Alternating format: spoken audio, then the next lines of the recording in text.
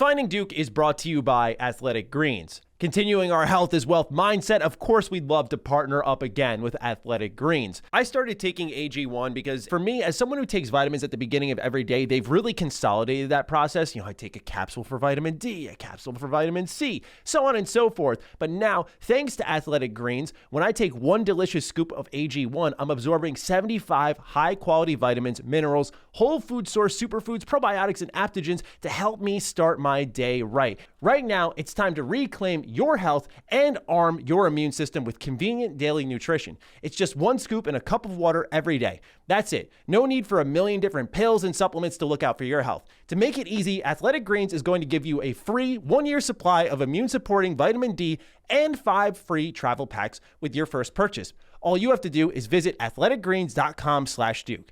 Again, that's athleticgreens.com/Duke to take ownership over your health and pick up the ultimate daily nutritional insurance. Defining Duke, an Xbox podcast, is brought to you by, well, you.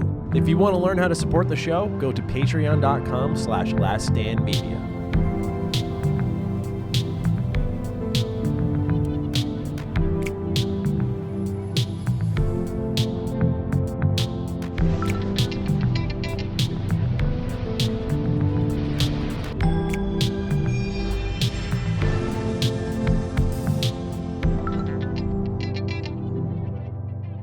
Salutations, everybody. It is Matty here today, and welcome to episode 80 of Defining Duke, an Xbox podcast. As always, I'm joined by the man with the wateriest eyes. Is that a word? In the business, Lord Cognito. Thank you for shouting out. It's funny is everybody that I've been talking to lately, I've been going through this. Shout out to my man Midway Monster and a couple of people. They're like, "Yo, Cog, you okay? Like, what did I say something to get you?" Yeah, and I'm like crying all over the place. I'm like, "Nah, bro, it's either an allergy thing or this medicine I'm taking for the glaucoma," and it's just like. Everywhere I go outside, or if I have to move away from like fans and windy areas, yeah, it really does it. So I'm trying to figure this thing out. I'm okay, but you know, Matty, you ain't get me that emotional yet. Yeah, you're lucky you're not near me because I have a friend who gets that type of allergies where he starts to cry and we clown on him so bad. I got so many photos of him just crying from his allergies, and we're just like posting reaction photos of him. That's actually good. That's good.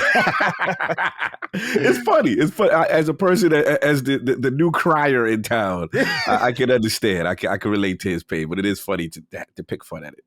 Absolutely. And we're crying for other reasons, right? We're seeing Jez Corden join the Croc gang, and not a fan of that. Not a fan of that. The betrayal of Jez Corden. Did you see it? And he's out here promoting it. He got the whole He's getting Aaron Greenberg involved. I'm like, Jez, pipe down. Pipe down. Go work on leaks. Stop that. I have to give King this. Like, his propaganda spreading when he gets behind something, like, it is unlike anything I've ever seen. Like, the same thing with Phil, when he got behind Phil before. No, he'll get on something first. So at the very least, even though this atrocity that is Crocs that is running around, you know, oh, by the way, I had to show these boys how to do it right. Obviously, yes. Xbox has official footwear by Adidas, or AKA Adidas in Europe, how they call it. Are they really? Bro, they clean, bro. Yeah, that's how they call it actually over in the UK. We say it wrong. Apparently, it's Adidas. Apparently, but bro, they so clean. I got them out the box, fresh to death. Those are the official footwear sponsored by Xbox, and that will get you respect. But them other things that y'all trying to, that propaganda y'all trying to spend, we not doing that over here. Now, do you wear these shoes? I'm looking at them right now. Do you wear these Xbox Adidas? I've worn them once. Oh, you're like me with my Dragon Ball sneakers, bro. That was my big splurge shoe purchase, and I wear them sparingly. They like a display model, bro. Like, I just like to look at them. That's it. Like, yeah. This had to be on your feet during the showcase, right? Oh, you know what's funny? I did not wear them. I wore what did I wear? Oh. I wore something. I wore like an Xbox shirt or something to it, but I didn't wear them. I know what I'm gonna do. We're always good with shirts. They actually go great with the new merch from Defining Duke at the Last Stand Media transition. Yes, indeed. We have a new merch store, laststandmedia.store. You can get Defining Duke shirts, a smug Xbox sticker. I have yet to see anyone send one to me, so I'm doing a call to arms. Y'all are patrons, so I know y'all got a couple of bucks. You're going to flick it at this store. I don't want to see my face pasted on like the back of your laptops and stuff. I want to see how creative you get. Maybe a bumper sticker. I don't know. I'm very open to seeing what you do with it. In all seriousness, we also have Sacred Symbol stuff, knockback stuff. I think the Sacred Symbols stickers sold out. Wow. One of the Pope holding it up. So, oh, it's amazing. I love that one. So that's not available, but there's other stuff there for you all to peruse. Again, laststandmedia.store. For those of you who are patrons, we have our Defining Duke Ultimate episode 76 live right now. Our top 3 most anticipated games for Xbox Game Pass. We put a stipulation on ourselves, no Starfield, so don't worry, it's not as predictable of a conversation as you think it may be. But this is one of our rainy day topics we wanted to save for a time when things are slow, which is right now. And so we pulled it out and we talked about that. Cog, what was the rating for that episode? I liked it, man, because we got creative. We had the arm behind the back. We all know we want the Starfield. We all know we want to put Redfall. I want to put Redfall. I want to put Redfall. But I'm not saying anything. Don't worry. I call it digging in the crates. We dug in the crates and we got some things. And then obviously a couple of ones that I thought, okay, I expected that one. But I like their choices a lot. It was really cool. I highly recommend checking that Defining Duke Ultimate.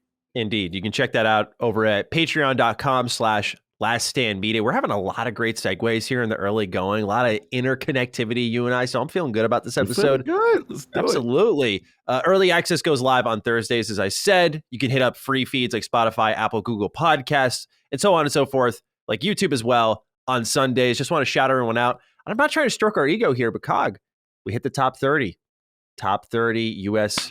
gaming podcasts. Wow. Yeah, wow, pretty good. That's pretty cool. good. So I say this not to pat ourselves on the back too hard, but to let everyone know those reviews, those write-ins, the support here on Patreon, watching our content on YouTube, it really does help a lot. We want to be the number one show. We have to work to get it. We have to earn it. We're trying our best. So just thank you all so much for tuning in and listening to us. We do appreciate it a lot. Yeah, big time. And I'm seeing like a real uptick in a lot of the comments, a lot of the tweets, very heartfelt, thoughtful tweets and feedback on Defining Duke, and people saying like, man, you guys really have something special. So it means a lot when someone takes the time out of their day to really praise the content, and I'm seeing it. And I forgot the gentleman's name. If I butcher it, I think it's Uncle Creepy. I apologize. He said something like, it is. Yes. He said something really that touched me. I was like, wow, that's really cool. And anybody else that gives us love, much respect. We try to build something special here. Gotta be careful with your wording there, Cog. Uncle Creepy touched you? Listen, Uncle Creepy touched me in a way. I know that was out of pocket. But look, man, I had to admit, what he said, it resonated. Yes. What he said. Yes. That's what happened. Not what he did, but what he said. Absolutely. That was a good catch. Yeah. Well, thank you, everyone, for just writing in with kind words. We appreciate it. I want to just share some love with the audience there. And let's get into our usual show. So some little tidbits before we begin. As I said, things are slower this time around. So when things get slow, I try to ramp up the patron write-ins as much as possible. So there's a lot of you in these episodes. First thing, though, on the news, Psychonauts 2 has a physical edition. It was announced with I Am 8-Bit that they're doing the Mother Lobe edition. So you can check that out. They're reprinting Psychonauts 1 alongside it. So you'll be able to get a brand new copy of that. At first, I was down horrendous because I thought that they were making us pay $130 for the big Mother Lobe edition. But they are not doing that. There is actually a separate copy you can purchase for $70. So if anyone's interested in collecting Psychonauts 2 physically, it launched as a digital-only game. You can go ahead and check that out. And I want to know, Cog, how you feel about, we did have a write-in about this. I don't think I put it in here, so I do apologize. But how do you feel about Psychonauts 2 and kind of this trend of games releasing digitally first and then doing like a physical run later? It's weird because I don't know how I feel about after the fact, after the whole new cycle of the game. But there is a part of me that it says this needs to still happen because, look, Psychonauts is a huge release for them. And I gotta slap my own self because I failed to mention it a lot in the year of 2021 that we all give Xbox credit. This was part of this lineup. This is a fantastic game. Big a surprise. lot of people, including yourself, who reviewed it, some people said they liked it better than Ratchet and Clank that came out that year and stuff like that. I know I did. I know. I'm a lifelong Ratchet fan, man. That was surprising to me for sure. Yeah. And to me, I normally don't get into the comparison stuff for the first party, like on platform. But the only reason why I brought it up is because, when I looked at Ratchet, I'm like, okay, this looks like this really polished thing, the riffs, the graphics, and all that. And I'm like, okay, Psychonauts, I'm kind of rating you on a different scale, maybe, double A. I know it was Kickstarter and it got up, but everybody's like, no. This is high quality. And I'm so glad I started playing it again now that I've been using cloud. I've been using the Series S. I'm traveling a lot. So yeah, man, this is good to see. So I like the physical edition, especially a first party. Like I think that needs to happen. Yes. Double Fine, man. I rep them. I really like what they Yeah, absolutely. So I'm putting my pre-order in. Just wanted to put everyone on watch for that. For me, it feels a little backwards. It feels kind of odd that we're going in this direction where now physical games are just in general, like the disc in the case is going to become more of a collector's item. It's like buying an album at a CD store or something like that. It's just like, oh, hey, like you can get this on Spotify or you can buy it here and all that stuff. So it's kind of starting to get that vibe to it. We'll be talking a lot about game ownership in this episode, so it's why I wanted to start off with this, because we will definitely be revisiting what's going on with Ubisoft, as many of you wrote in about that. But before that, we got to talk about the Lord of the Rings Gollum. There was a gameplay reveal. It was about a minute and a half trailer. I got to ask if you took the time to look at this one. The precious. Oh, he's skipping around. I'm like, all right. Where are you at with this, man? Like, I actually want to know what your thoughts are first. Actually, before I start, it's instead of the precious, it's like the heinous, man. It's a crime. It's a crime what they're doing here. Okay, first of all, like on paper, I saw this game name, and usually I am not overly dismissive to the level of like, no, like, no, this cannot work from frame one. But this was a game, when I saw the title, immediately I was checked out. I was like, there's no way you can make a character that personally I hate can make me care about him. And there's no way that this character, and anything I've read from Lord of the Rings, anything I've watched, anything I've seen, suggests to me that this character could be a fun person to play as in a video game. And then the gameplay shows up finally in a reveal that's been long anticipated. This game's coming out September 1st. September 1st. So it shows up finally, gameplay, minute and a half, and it's just a trailer of him crawling through the bush, shimmying along little ledge. That's really it. That's really the game. I can't say I was stunned, right? Because I expected this to not look good, but it just looks exceptionally boring. And I don't want to judge it too hard on that front after a minute and a half, but now it's got me to the point where my sadistic curiosity has kicked in as a critic. I'll be there day one. I got to see what the hell happened here. I want to know what they doing. Like, it's so weird to me that I have the opposite spectrum of with your assessment of the character. I think the character is absolutely hilarious. Okay. I think it's not just nails on a chalkboard for me, man. It just makes me laugh. It's like, I hate to do this. Me and King love the character because it's like the crackhead of the universe. Okay. Like think about it. You know what I'm saying? He's just fiend. What can I do? Spiegel legs. Yeah, it's just the funniest caricature of someone that I've ever seen. So whenever that character comes on screen inside the movies, I always erupt into laughter. I think he's probably one of the funniest characters. Now, to your point, I don't know about a whole game. Mr. Serious over here. Yeah, I don't know about a whole game, but I am curious. I want to know what is this gameplay going to be? That's the thing. There's a laundry list. I'm not going to call myself a diehard Lord of the Rings fan. I'm a fan.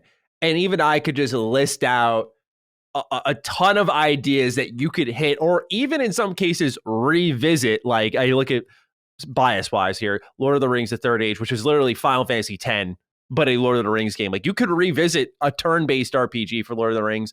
You have the Shadow of series, so you see a lot of people loving the open world stuff. But you go to Gollum, it's got that Dragon Ball The Breakers energy where people are like, do something a little different. You guys are always doing fighting games. They're like, we're going to do an asymmetrical multiplayer game. It's like, not that, please. So I like the experimentation. It does bring me back to a time in the early 2000s where we just got whatever the hell. So that's why I'm really curious about Lord of the Rings Gollum. Maybe it's good.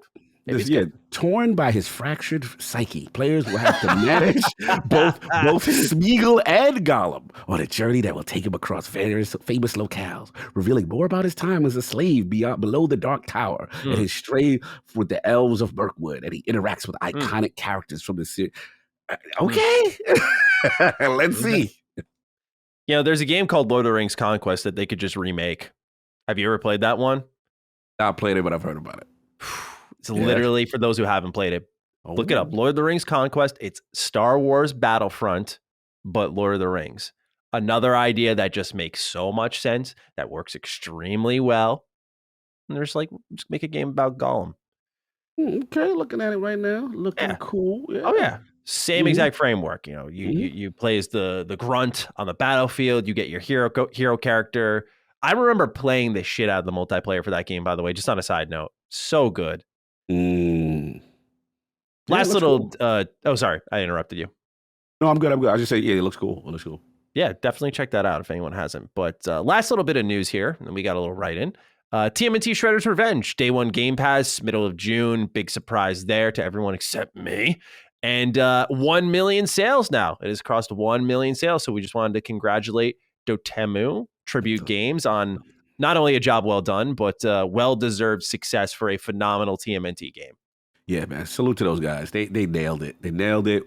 It's great to see games like that still do well. And Mm-hmm. in a short period of time, that's impressive. Obviously, we know about the Game Pass, connection there, and I'm happy for them, man. And what I'm hoping is this opens up more doors creatively for a lot of our good retro stuff that needs some love and people Yeah. that care about it, that understand the nuances. Because that team, they've got it, and all the studios that they work Mm-hmm. with, they kill it. So Streets of Rage, now TMNT. What's next? X-Men? I don't know. Whatever you Oh, want to do. X-Men's a good idea. Yeah, the X-Men Yeah, arcade was really good. Ooh, yeah, let's see. Double So, Dragon? I don't know.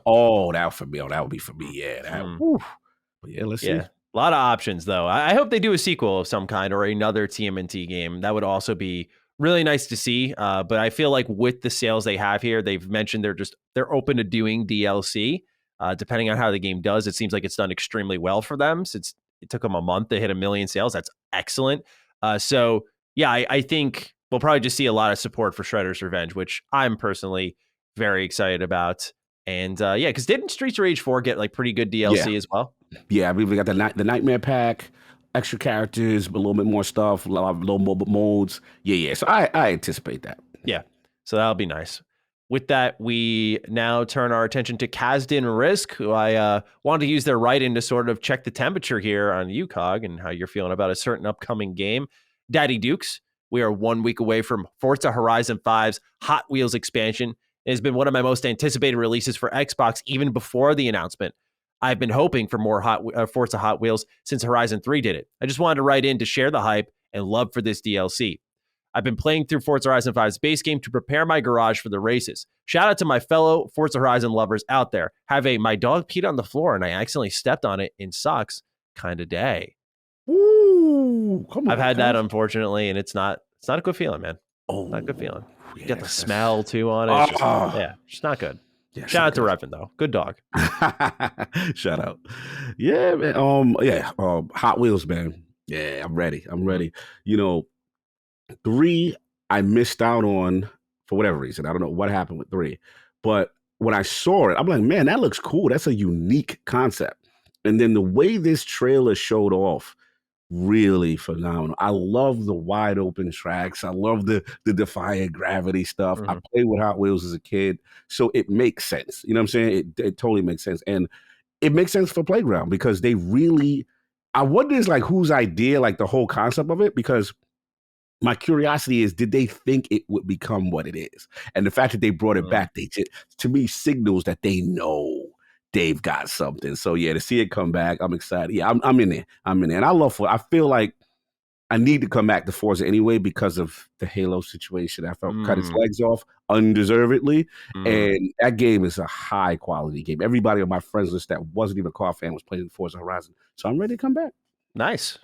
I'm probably gonna be playing other stuff, but not because I'm not interested here. I did too miss out on the DLC from Forza Horizon 3, but yeah, it's just like with Live Alive coming out, Digimon Survive coming out. They're re-releasing Baldur's Gate Dark Alliance 2, which like, oh my God, I hope just the achievement list is better than last time, man, because it was really bad the first time around. But if they do it right, man, I'm in that. So I already am booked up, plus stuff I'm playing now that I'll talk about in a little bit. So I just know this would be like kind of a quick dopamine rush, like, oh, cool, play for a night, and that's it. And I just don't feel like I'd be spending enough time in it. But I wanted to remind everyone it's coming quite soon. So I'm sure we'll talk about it more with write-ins from all of you. And if Cog plays it, maybe he'll shout it out. With that, let's talk about what games are playing. Cog, would you like to go first? I see a game I really like on here. So I want you to go first. Please take it away. All right, look. I have a confession. Game Pass pick of the week was almost going to get hijacked again. And I have to admit, man, Naraka Blade Point got me. I am thoroughly in it all day yesterday. I am thoroughly in. Like, now here's the thing. The learning curve is steep. The game really doesn't, I shouldn't say doesn't tell you. What it is, it's very hidden behind memory. You can tell this is clearly a PC port because like there's parts where you can move your directional port pad to get to the menus, and then there's parts where it acts like a cursor. So you can tell this is a PC port. But here's the thing. What I learned is I jumped in, and when I initially did the training, the thing I didn't like was just that they stuck me with the character on the box, the ninja girl. She looks like Jinx from G.I. Joe. And she's cool. She's got powers, but you're forced with that. And the game has like 10, 11, 12 characters, right? And they're all unique. And once I found who I got this Shaolin monk guy, right? So he's got this special ability. You know, it's kind of like when he gets attacked, so someone tries to use long range attacks, you can do it and then reflect, back. It's kind of like a defensive buff, like a bubble. Get off me. And then when I found out what his super move is, bro, you turn into this Akuma-like big, like Chinese mythology kind of thing with 4 arms and the Akuma beads. And it reminds me, I'm a fan of Transformers. And one of my favorite things about Transformers is the combiners, the guys that merge into something bigger, like Devastator was my favorite, Bruticus. So I feel like Bruticus and I'm running around. I'm like, and you could grab up other players, like you grab up multiple players and then smash them. Bro, it is the most exhilarating feeling. I love that. So the fact that this is a battle royale game with melee, with special moves, right?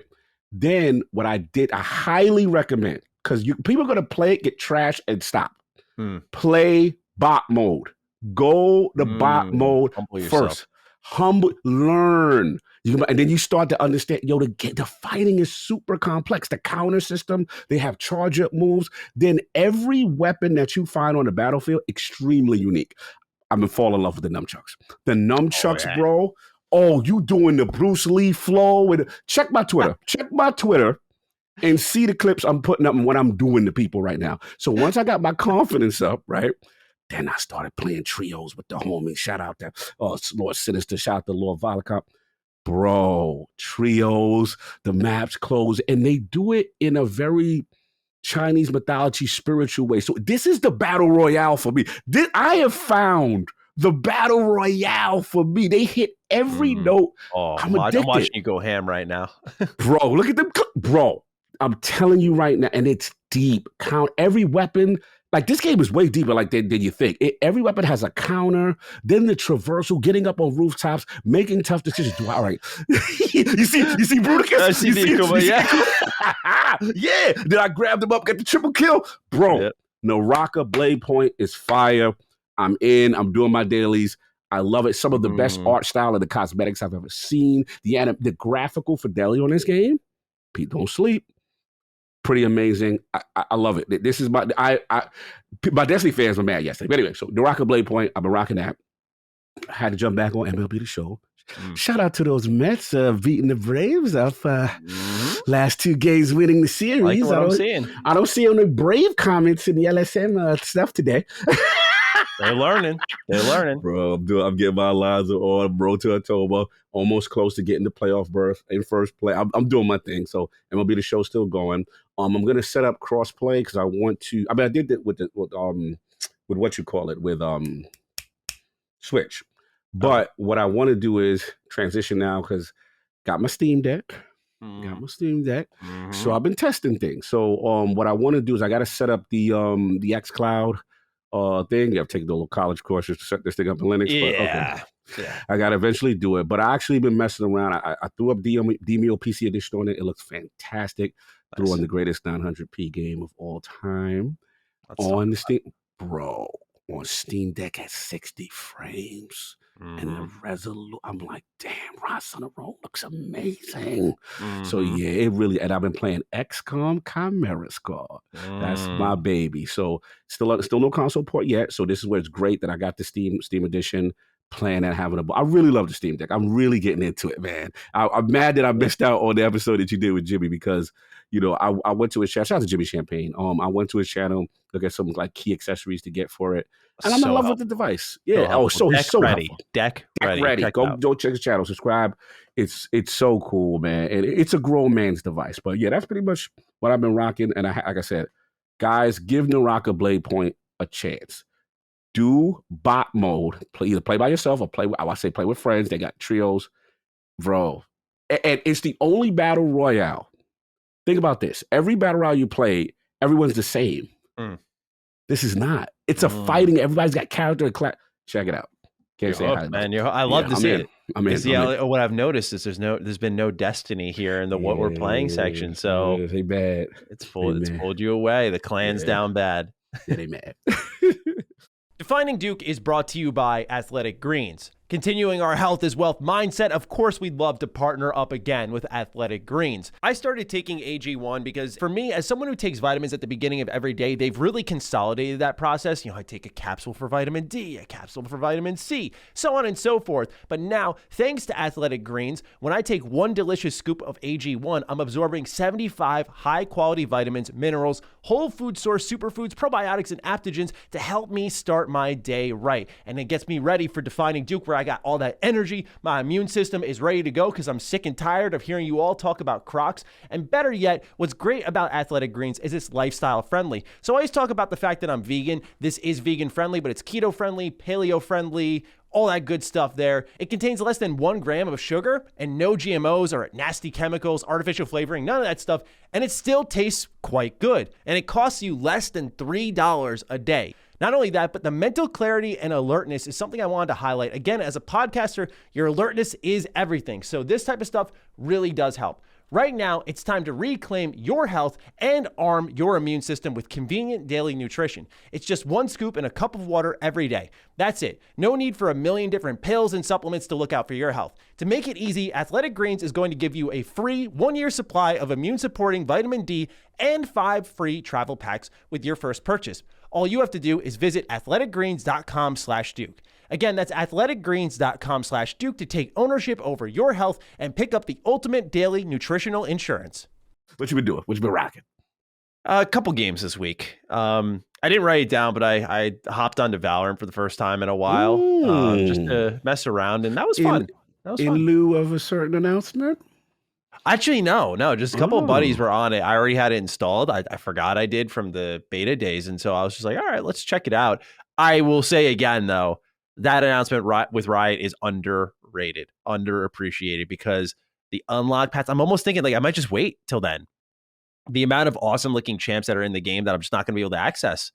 It's like the amount of grinding that's going to require actual money spent, which I'm not interested in doing. It's like, I just might wait until I can use my Game Pass subscription. So yeah, it's definitely calling my name on that regard. So I did dabble in that a little bit last night, but the stuff I've been spending the most time with is I really want to talk about this one first. Skyrim Together Reborn. So Skyrim with the Anniversary Edition comes out late last year. That's not really what we're talking about here. There's this mod that dropped called Skyrim Together Reborn. They originally tried to do Skyrim multiplayer in 2020, and it had the ideas. The execution just wasn't there. It was pretty buggy and broken, as to be expected. So they go dark. They come back, and now they have this easy to set up mod called Skyrim Together Reborn, where you can literally play online co-op in Skyrim.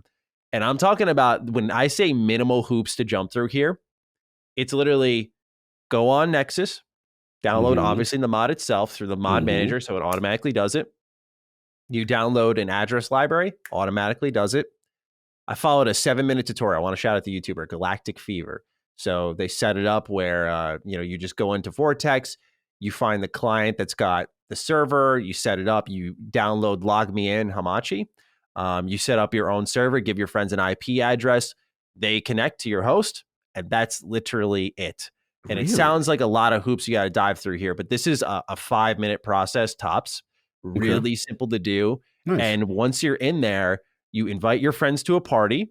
Their health bars appear on the top left corner. You quest together, you progress together. They've balanced the game differently and provide different loot for different enemies now, and the amount of loot because there's more players in the lobby. So now you're getting like 80 gold a drop in the beginning of the game, and rat tails are dropping by the fours now because you have to split it up amongst your party members. And they start you off in a master difficulty as well. So what this actually means is like the enemies that are normally really spongy while you're really weak feel really good to fight against because you got 3 people, in my case, fighting against them. You could go up apparently to 8 people. We stuck at 3. Okay. But this has been incredible. We played for 3 hours last night, and I cannot begin to put into words how magical it was. I was brought back to 2011. I was thinking to myself, when I first picked up this game, like, yeah, I knew it was a special game. I was so excited for it. It's special to me personally because it was one of the main building blocks to my channel. Like, there's just so much history there for me personally. So I was like, yeah, it's a special game. Gets re-released a bunch of times. But to me, like the moment that made me go, wow, this is incredible how far we've come was this mod. I'm like, we're playing this game that was generation defining, and up until Elden Ring, I hadn't experienced anything quite as open as free feeling as Skyrim. Maybe Breath of the Wild is up there too, but it's a very rare feeling and one that truly captures me in a fantasy world, which those 2 games specifically did. And this mod now makes it where it's like, I can't believe I'm experiencing that with friends. And it's kind of like a touchstone that I hope Bethesda can really take a hard look at and understand. When we ask for multiplayer in Bethesda games, this is what we were asking for, the Bethesda single player experience with friends. I have questions because this is very interesting to me. All right. So the thing that you gave me, how is questing handled? Like, because if I'm with you, you're the main person or the host, so to speak, and I co-op with you, like, so it goes by the quest that you pick and then we just do them together. And that's what's cool is a couple of things. Number one, it does trip up sometimes. Like sometimes they'll run to me and try to give me the quest when I'm not the party leader. But what'll typically happen, or what does happen, is it's instanced to your own save. So what happens is, because I'm hosting the server, there were times my game crashed while we were playing, and the server and the game kept running. It would just move party leaders. So effectively, it's not all totally dependent on one person because it's all tied through to a server. So the way questing works is you would have a party leader. That party leader would handle all the conversations and whatnot. But if I wanted to set a quest marker and go off and do my own thing across the map, I could. You literally could. Now, what's great is when the game drops out, let's say I were to have a crash, which is to be expected. This is like a brand new mod. It's doing something we've never really seen before with the game. So they have some kinks to work out. They have so many safety nets in place. Like, of course, the game auto saves a ton. Right. But what they have is not only what I said about the servers, where it's like, okay, like if I drop out, that's okay. Like the game keeps rolling on. No one's getting all jumbled up. What happens though is I reconnect to the server. It takes 2 seconds. Just hit the control button, type in localhost. Boom, I'm back in. Invite to the party. When you're in a party, you can bring up a menu and see your friends' names in game. And you can click a teleport option. And when you do, it brings you straight to them. So let's say we're in a dungeon. I get disconnected. For some reason, I load in outside. Invite me to the party when I'm back in. Bring up the menu, teleport. Boom, I'm right there, right next to my teammate. That's it. So it just literally, I have to quote Todd Howard here, it just works. It just works. Next question. Now, for the ESO community that may come at you and say, well, Mr. Matty plays, this already exists. And why aren't you playing ESO? What do you say to them? Is it more because this is the traditional single player narrative experience and you don't feel you get that from ESO? Because I'm just curious about your ESO in relationship to why you love Skyrim together more. Yeah, I guess I don't really worry about that too much because I trust that a lot of people who've listened to me over the years know, like, I was a pretty big defender of ESO. Like even when it came out as vanilla state, I didn't hate it. I was like, this game has a lot of potential. They did Tamriel Unlimited and I was beating the war drum of like, this is a good game. Like I made tons of videos saying like, this is good. So I do lean on the fact that I trust my community knows I really defended this game during its darkest hours, and now it's one of the top MMOs for good reason. But to me, I did say in my video on it that the reason I love this mod so much is what I said earlier. It's the traditional Bethesda Game Studios experience. I like ESO, and it does a good job of replicating that, but it's built as an MMO. Skyrim is built as a single player game that's now playable as multiplayer. And so I just feel like you still have that coziness a BGS game gives you, at least gives me, while being able to play it online. And it's interesting how it's a great thing that Bethesda could look at, because this is what we were expecting for Fallout 4. There was rumors that they were looking to do the multiplayer expansion. They ended up, famous last words, making Fallout 76 a full game instead, because they're like, this is such a great idea. Let's make a full game. It's like, sometimes bigger isn't always better, clearly. And so, yeah, now they can look at this and say, like, this is what people wanted. And if they were to ever do multiplayer, like, let's say Starfield got co-op, if it was the Starfield, like they built Starfield as a single player game and said like, okay, like we're going to let you bring in an extra friend now, like that would be what I want personally. So yeah, I've been playing that. It's been awesome. And I have the Skyrim fever. I really do. It's because I've played it. I hope people take it to heart, because I've played this game dozens of times. Like I've been making content on this game for a decade. So I've gone through like the Helgen intro, Hypercharge mines, all this shit. Like I've gone through the opening areas, Whiterun, Bleak Falls Barrow, etc., dozens of times. So I imagine people would know I'd probably be not tired of the game, but like, okay, put you down. When I finished the Anniversary Edition in my head, I'm like, I'm probably done for a couple of years. No. I think I'm back in, because we were playing and we were like really like genuine good time. And it was awesome. Like we were in Whiterun and one of my friends was on the tanning rack. I was doing some blacksmithing and he was doing the armorer's table. And I was like, yo, this is cool as shit. Like we're all just kind of working away at something in the same world. Kind of Minecraft vibes where you all join the server and the server's hosting the world. So yeah, really good time. Really like it. I get, last question, quick. Sure. Combat. How's combat when you guys are... yeah, it works. It works. I don't know. I don't think there's anything else I can say. Like, yeah, it just works. Yeah, you like I was doing the biggest test of them all, bow and arrow, and it was hitting fine. No issues at all. Fair enough. Sounds dope, man. Indeed. Couple speed bumps. I meant to say this earlier. Like if I open a door that's locked, if I have a key to it, it won't open on their end. So you could use console commands though to open that up, and it works fine on their end. So there's ways to work around the game in general. I got you. The other game I've been playing this week, I've been grinding, I should say, especially over the weekend. I put hours into this game. Final Fantasy 12, The Zodiac Age. I'm doing a replay of this for Retro Rebound. Okay. A lot of people were really saying, give it a second chance. And to me, it was like, this is kind of a first playthrough for me, even though I played it 5 years ago, because I was very dismissive of the game. If anyone wants to know what the most disliked Mr. Matty video currently available on YouTube is, and I don't mean by like anecdotal, but statistically, the most disliked video on my channel, it is my Final Fantasy 12 review. I take that type of stuff to heart. I do, because I know ratings and YouTube responses aren't everything. Like you can just sometimes catch a crowd of people collectively pissed at once just because. But I do put stock into the collective feedback. And a lot of people didn't like that. I was saying this was my worst personal Final Fantasy. And so I still stood by a lot of those points. But a lot of people, as I was progressively on Retro Rebound going through Final Fantasy as a series, were saying give 12 a second chance. So I was like, all right, why not? I want to love this game. There's so much about it I thought was good. And I'm pleased to say that coming back to it, I like this game a lot. There's a lot of stuff. Like it's a complete 180. I don't love it. There's still some flaws there, but I think in a second playthrough, you're kind of forced to accept like this is what it is. Like it's not going to change because I want something different. So I have to be able to parse between like what it is and what I want it to be and where the missteps are.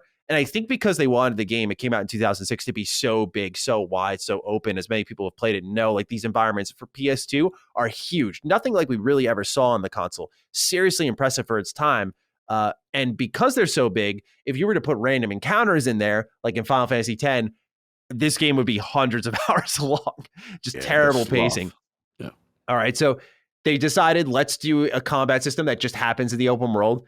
And it's kind of got some, at first I called it an auto fighter, But as I got deeper into the Gambit system where you set up strategies for your teammates and getting into the builds with the licensing and the job system, I was like, I gotta really put my foot in my mouth here and say, like, this kind of reminds me of KOTOR. Like the combat, which again, I've been on record of saying KOTOR's combat isn't great. So that's not to say this combat is great, but once I started looking at it like that, I was like, this genuinely is. Like, you get close to an enemy, you have a set of abilities you can choose from whenever you want. It's auto fighting while you're doing all that stuff. You can pause the action when you want to really sift out your options. Like, everything that's there, KOTOR has. And I'm like, well, why can I like KOTOR but not this? And once I kind of accepted that part of myself and what the game was, I've come to really enjoy it a lot. So story wasn't bad in the first place, but taking a second look at it, you realize how mature, politically driven it is. And there are definitely some spots where they try to stretch it out. But this is during a time where, again, I think we see it a lot with open world games today, but this is where a lot of JRPGs felt they had to be 80 to 100 hours during this era, right? Before that, it's funny because like JRPGs like Chrono Trigger, one of the most famous JRPGs, 20 hours, if that, so I think JRPGs fell into this identity in like the PS2, PS3, Xbox 360 gen of like, they had to be huge and they don't. So you see a little bit of that in this game for sure, but I'll save the rest of my thoughts for Zodiac or for Retro Rebound, because it's going to be a long video. Shout out to Lockmore for doing all the editing on that. But yeah, I am enjoying it more. So I'm 26 hours in. Probably going to finish it up this week. Impressive for you to go back to it. That's what's up. Now let's talk with Caleb Clanton for our first warm-up question. I picked 6 this time around because, again, news was a little slow, and we had a bonus one that I really liked at the end of this. Hey, Dukes, with the trailer and release date of Skull and Bones being revealed, what are your thoughts on the game since it had such a rocky development? Thanks, Matty and Cog, for the show. And I just failed my max at the gym and had to yell help kind of day. Have you ever had to do that? I never had to do it, but I'm the guy that comes to the rescue. Like, I'm the guy. Oh, really? Because what it is dudes, I can see like a lot of guys coming in with the ego and they feel they got to put in, I got to put like 3, how many, you always know how many plates you doing, bro. Whenever you get that guy that's asking you those questions all the time, a lot of times it's an ego thing with these guys and they want to show everybody and they're the grunt guy, every set, every rep, and those are the guys that go under the rope. Help! So I look, and sometimes you see them struggling. Everybody said, I'll come on, like, bro, I got you. You know what I'm saying? Whatever. But, just tell me if you need, you know what I'm saying, the spot or not, because keep your ego out of it. That's why I always do things in a controlled fashion. But, yeah, so that's a funny kind of day. Yes, indeed. But to the question, Skull and Bones. I saw it. Coming out November 8th. Yeah. I don't know how I feel. There's a part of me when it was first announced, I'm like, oh, this might be for me, the mature, Sea of Thieves, a little darker, a little Ubisoft, little maybe Black Flag vibe, and I guess, look, graphically it looks okay. I was watching the reveal, and I guess my disconnect comes from, it doesn't look like you're on this boat. The advantage Sea of Thieves has is that, like, you can get off the boat and you can quest and do stuff. To me, this is strictly, okay, you're going to get on the boat. This is with your crew, ship-to-ship combat. So it's a different take on it. I'm not attacking it from it. It was just a little different from what I expected. And I do like, progression. I do like that aspect because that's my only knock against Sea of Thieves. And I know it, my boy's going to come for me. Ben is going to come. Yes, I know Sea of Thieves has progression, but what I'm talking about is making where I have a weapon that's better than your weapon, or you level up and get a gun that's better, as opposed to cosmetic progression. But I don't know, man. I don't know if it's going to take the crown from Sea of Thieves. I got to see because to me, Sea of Thieves is just doing so much. And then the thing Sea of Thieves has is the fun factor with the homies. You know what I mean? Like you have to throw somebody in the brig, you're laughing, you're there. Like, it's a thing. Like Skull and Bones, it's a multiplayer, but correct me if I'm wrong, Matty, like each person has their thing and their crew, and I don't know. I gotta see. But I'm not all the way sold on it like I initially was when I first heard about it way back, and then they disappeared. So I don't That's the know. thing is, like, back then I was even less sold on it because we were closer to Black Flag at that time, and to me, just taking a division of a game that did so much more and just saying, well, we're going to make a whole game about that. I was like, when we saw it, I thought this looks like Black Flag without the on foot exploration. So what are you trying to sell us? That was the reality. They go dark for a while. I'm like, this game actually might be canceled. Comes back and we see the on foot exploration. So they did build a lot of this back from the ground up, trying to take initial feedback. But the biggest thing that they didn't do was any form of melee combat, any form of gun combat. And I can't help but look at it and say, like, you clearly took a look at Sea of Thieves when you should have taken a look at what Sea of Thieves isn't doing. And that's like trying to be maybe a pirate RPG, trying to be a single player pirate game of some kind. Just because I feel like there is a huge gap there to do that and have your own adventure, where one of the biggest complaints about Sea of Thieves is really that people are getting like harassed. Like, you can't opt out of the PvP and all that stuff. So you have to server hop sometimes, which, you know, I'm guilty of this, by the way.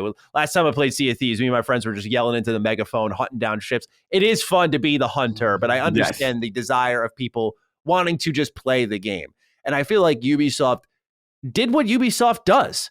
They saw something, they ripped it off as best as they could instead of thinking beyond the touchstone. Every game has a touchstone. When you start designing a game, you look at a game and go, I like that so much, or I'm inspired by that so much, I want to make something like that. But you don't make exactly that. And I'm not saying this is exactly Sea of Thieves, but you try to evolve what it's doing and do things it's not doing, so you stand apart. But Ubisoft loves to be in people's shadows. So they make Skull and Bones, and quite honestly, it looks as unappealing as a pile of shit. Like, I'm just not into it. So I'm good. Pass. Hard pass. Hard pass. I'm curious. We got to speak to Ben. I'm curious what his opinions is on this game. I'm probably not going to move him from C&D, but I'm very curious. I get particularly annoyed with Ubisoft because, again, I usually didn't care about them. I was very accustomed to their ways. But once I did, and I'm not trying to shout out my own work too hard here, but I did a video called The Dark Age of Ubisoft, and it was like a big 30+ minute project, really getting intimate with the games they used to make, especially in like the early 2010s, the late 2000s, and seeing like how great they were as a publisher and a developer, because they were risk takers.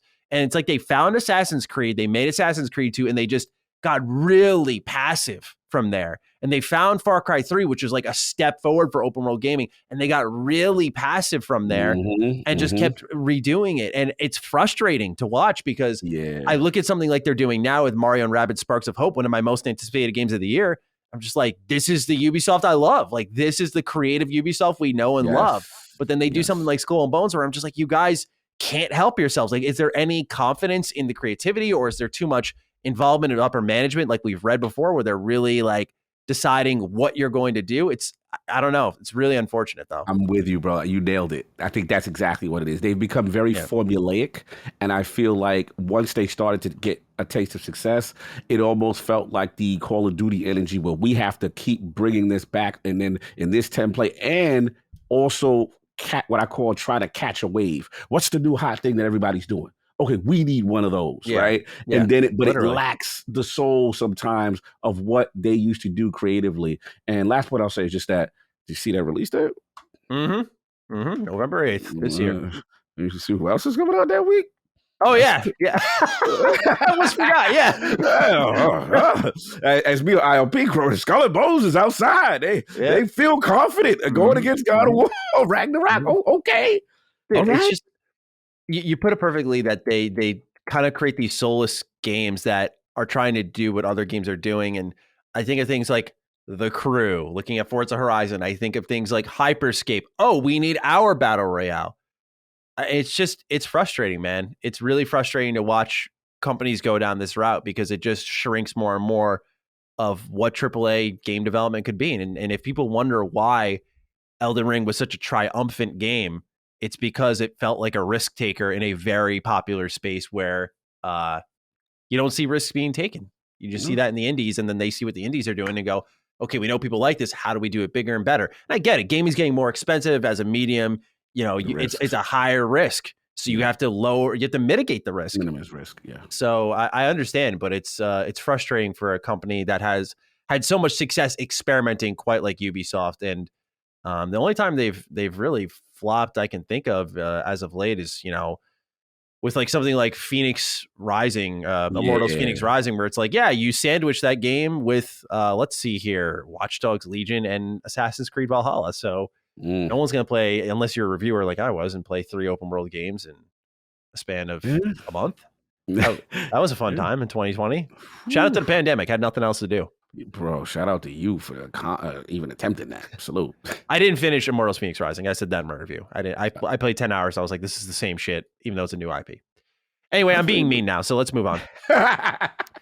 Vonoran is up next. Matty, Cog, Judgment Day for the digital future is upon us. Cog, King's topic on ILP about PlayStation removing content from people's movie library was a wake-up call. Now Ubisoft is pulling Assassin's Creed Liberation HD from people's libraries on Steam come September, which just want to submit a quick correction here because we did have some write-ins. That's not what's happening. Ubisoft has made it clear they're not going to revoke the game from your library. It will be playable, but that does not end the conversation. Anyway, continuing on.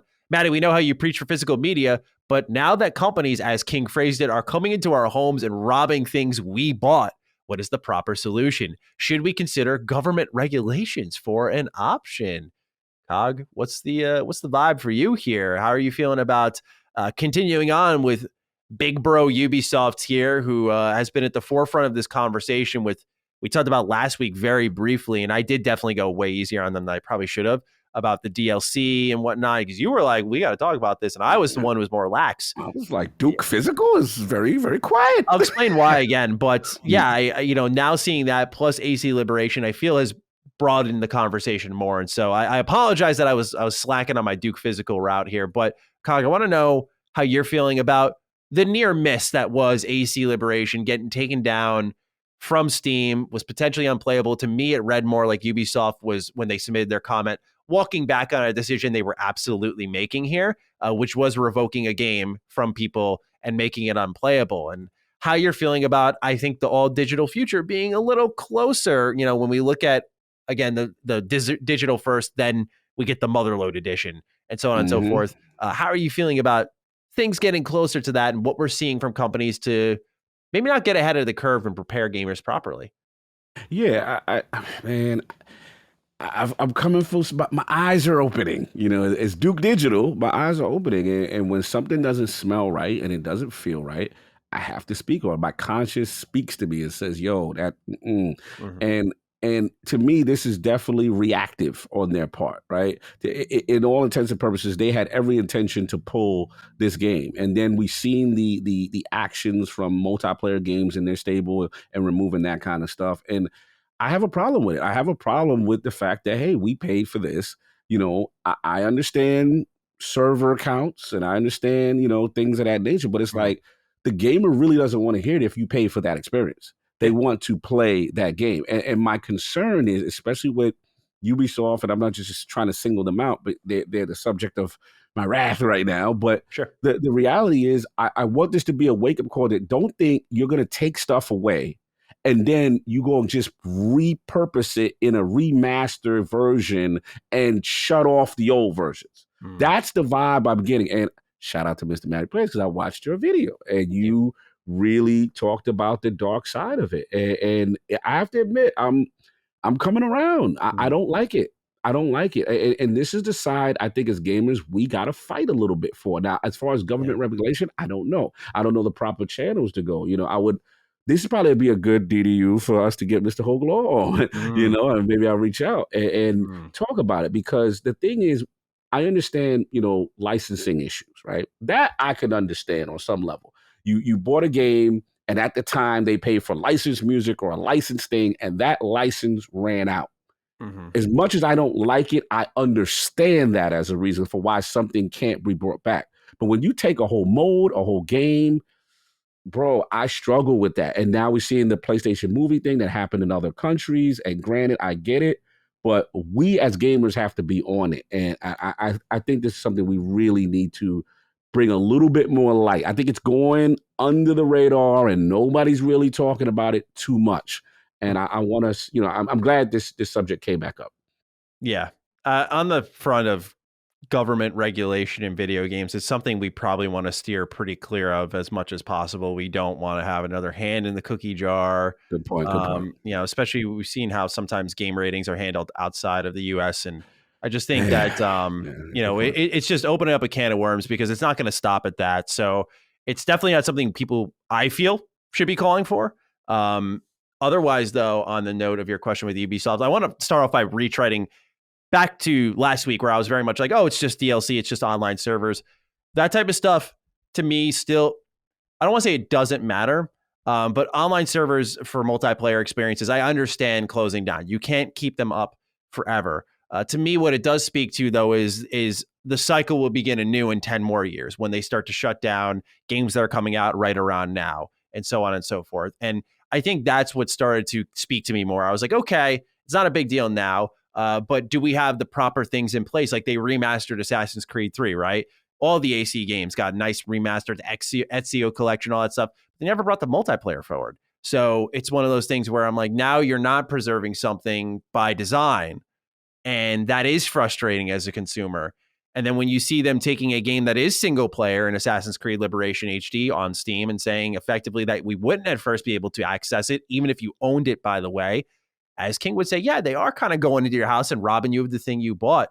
And my personal thought was, I don't know the mindset of any of these companies that are starting to feel like they can take something that a consumer paid for and be like, you can no longer access this anymore. And I'm talking on a single player front, by the way. Like you paid for a product that has no effect on any of our servers or anything, but we're just going to revoke access for it. It just, to me, makes no goddamn sense.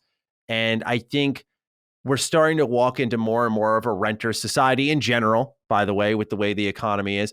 But now we're starting to see it really creep into games with prices going up. Subscription services are more alluring. Again, we're very big proponents of Game Pass, but we got to watch out. Like, absolutely. I'm not saying it's going to hurt sales of games. We just talked about TMNT. Million sales. Clearly it's doing fine, but we got to be careful about like how we're progressing as an industry, because I think what's starting to happen is things are getting so expensive that we're trying to look for ways to, again, mitigate that risk. Subscription services being one of them. And I could totally see a situation where Ubisoft goes, well, we're not going to make it for sale there, but just like Nintendo Switch Online does, over here in Ubisoft Plus, we got AC Liberation HD and all these other things. Like, come on over. I'm not going to put it past any of these companies. They've shown the willingness to monetize backwards compatibility. The only one who hasn't is Xbox, but then Xbox has their own issue with DRM. And it's, the COG, the video you're referring to is the one I may just call, I think gaming's getting worse right now. Like, I don't think for all the positives it's bringing that's very exciting, like Game Pass, like cloud distribution, share play, shared save files in the cloud, that type of stuff, the Steam Deck. I think the list for things that are getting worse is growing far beyond the positives right now. And it's not just me being a boomer going like, please, print my game discs, please. It's just more so we're not doing a good job at preserving the things we love. And companies are so focused on the dollar sign because the industry's grown so much that they're saying, well, we're here to make the next buck, not worry about sustaining these things that people care about. It's just about what's the new fad. And it makes it kind of sad. It really does. It does. And like I said, all I think about is experiences that I love and the potential that it just goes away, right? And there's no way, you're at the mercy, so to speak, that of not being able to restore it back. And we have to pay attention to this stuff. This we understand it's business. We understand, you can't keep the lights on servers with the population is whatever. But I really agree with you on the single player front. Like something taken away in that way, that doesn't sit well with me. Yeah, and I look at, if you want to just go ahead and go, okay, Ubisoft doesn't matter because they didn't do it. It's like, well, Metal Gear Solid still hasn't been relisted since I think last November. Jump Force is just not for sale anymore, which I know Jump Force sucks, by the way. But like, look, I'm just saying in general, like we're talking about a game that on its own, when the servers are off, is still a fighting game with a ton of shonen characters. Someone may think that's cool. The fact that it's just outright not for sale anymore is insane to me. And people are just okay with it. Like, I get it. Yes. Jump Force is whack. So you're like, oh, whatever. But the fact that we're setting the precedent that it's okay that you have stopped providing sales for something, not even service, but sales, is insane. And I started doing research about other games. I'm thinking like right away, my head went to Fallout. I'm like, Fallout has a ton of licensed music. The reason that Metal Gear Solid got taken down was they used a historic video they had a license for. The license was up. So I imagine if they can figure that out, that will get relisted. But this also affects the used games market severely, increases the prices on that. But I immediately thought of Fallout and started looking into like their musical license deals. I'm like, they use a ton of 50s tracks, and how do the copyright laws work for that? Like, how often do they have to renew these types of things? And I'm not quite sure how it works. And that's the thing. We kind of sit in limbo where I doubt this will happen to such a popular franchise that people are still playing, but it does call those questions up with good reason of like, will this go away someday? How can we preserve this? And so I think it's up to the companies that are in place to maintain that and allow them to thrive as they currently do. Again, I'm not calling for Ubisoft to leave Splinter Cell Blacklist servers online so 10 people can play it. More so the single player stuff, which I'm seeing fall off the face of the earth. I feel what you're saying, bro. Rubanos is our third right in. What up, Dukes? Over the past months, I've noticed the same studios in the Xbox first party get most of your attention: Obsidian, Bethesda, Arkane, etc. One studio, however, and I think this is very fair, by the way, rarely gets mentioned: the mighty id. This team revitalized and revolutionized the FPS genre with not one, but two incredible releases last generation. I could praise Doom alone for hours, but I think its potential has yet to be reached. Whatever they do next for Xbox will be a huge boom, assuming exclusivity. I'd like to know your thoughts on it and how you feel about Doom 2016 and Eternal. Thanks as always, boys, and have a illegitimate child save my ass kind of day. They coming for me on Twitter. At least y'all like the story. Hey, Kage ain't gonna lie to you. You know, it was what it was. It was a dark place for me. I had to do things that I wasn't proud of. I told my friends that story. They were dying. I was like, that's one of the best stories I think I've ever heard. Oh, it's my son. Damn. Shout out to Reveals. Oh, yeah, look, he's right. It doesn't get its flowers. I guess, let me ask you this question, because I know why I do it. Mm-hmm. But because you're Duke Bethesda in my mind. So it's like, for me, the reason why I don't mention them is because I have this thing where I consider ZeniMax Bethesda like one entity, right? And they're all Bethesda. But the reality is, no, it's Machine Games, it's this, that. And I always lose them in that mix. But he's right. Like, come on, Doom changed the game. Like, Doom is sure. I'm talking about Doom from way back first changed the game. Yes. And then now we got what we have. And come on. Like, I can't speak enough about like literally God tier FPS play, right? Fast paced Twitch. The music's rocking. It's just, it's very dude bro, and I like it. You know what I'm saying? Yeah. But you got the metal rips, and you're ripping heads, and you're having fun, and you're having a romp. But it's the feel, and they're the OG, so they're a perfect marriage for Xbox. In the sense of the shooter box, so to speak, or the FPS genre. Xbox always does well. Yeah, I'm looking to see what they cook up.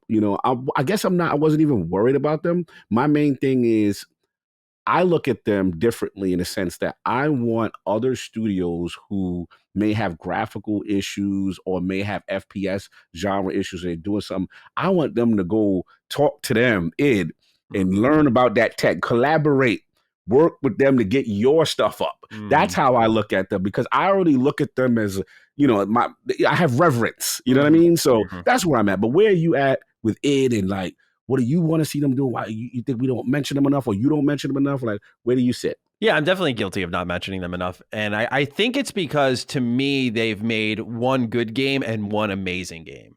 I was kind of in the middle on Doom 2016 when it first came out. I thought that the progression, if you will, of how they rolled out guns to you really fell off a cliff at the end of the game. And the last couple hours were just kind of like in a cycle, rinse and repeat. And to me, that felt less fun. I think the multiplayer for that game is criminally underrated, though. However, when Doom Eternal came around, I think they got it, because that progression was up until literally the very end of the game. Not only that, but the way you recycled your armor, your health, and the executions you could do, they perfected. Sorry, I can't speak right now because it's so good. They perfected the moment-to-moment decision making in a first-person shooter, where it's like, do I need health? Do I need armor? pop, like hand right through the chest. And it's a satisfying loop as you're flipping between weapons and constantly reevaluating scenarios every moment. There's no shooter really like Doom Eternal where you're just on a slip and slide around these arenas, just switching from a shotgun to a sniper, two-piece in everyone. Awesome game, right? So to me, I think the reason I don't bring them up as often is because I love Doom Eternal, but to me, Doom 2016 needed a lot of work. It needed to improve more. And I also thought Doom 2016 was far too long. I think that Eternal did a good job of like keeping it fresh, interesting. And so I really, really liked that game a lot. I called it one of the best FPS of the last generation. Still stand by that. That game's phenomenal. So I think that's why I don't bring them up as often. But I know we bring them up a lot when we really look at the whole studios as a game studio we're very excited about for their future, because we hear the rumors about Quake, but I also think of the IP Xbox could lend them that they could, I mean, come on, Halo would be awesome to see with it. Now, the issue is like Halo's a very deliberate movement system, right? It's not as fast as anything id makes. But if they could find a happy medium there or justify why a Master Chief-like character is all over the level on the level of Doom, I would be gung-ho for that. And I feel like, you know, Doom's done well for them, but that would really big time put them on the map if they could take a major IP up there with currently with Halo and just really go crazy with it. I feel like I did Doom a disservice as an IP by saying that, but hopefully people understand what I'm trying to say there. But yeah, I think their future is extremely bright. I can't, out of a lot of the Xbox studios, this is one I really can't wait to see what they are working on. But it's fair that we definitely don't bring them up nearly enough. No, it's true. I totally agree with what you're saying. Yeah, I think that they're gonna cook up something nice. You know what I'm saying? And it's just a matter of time.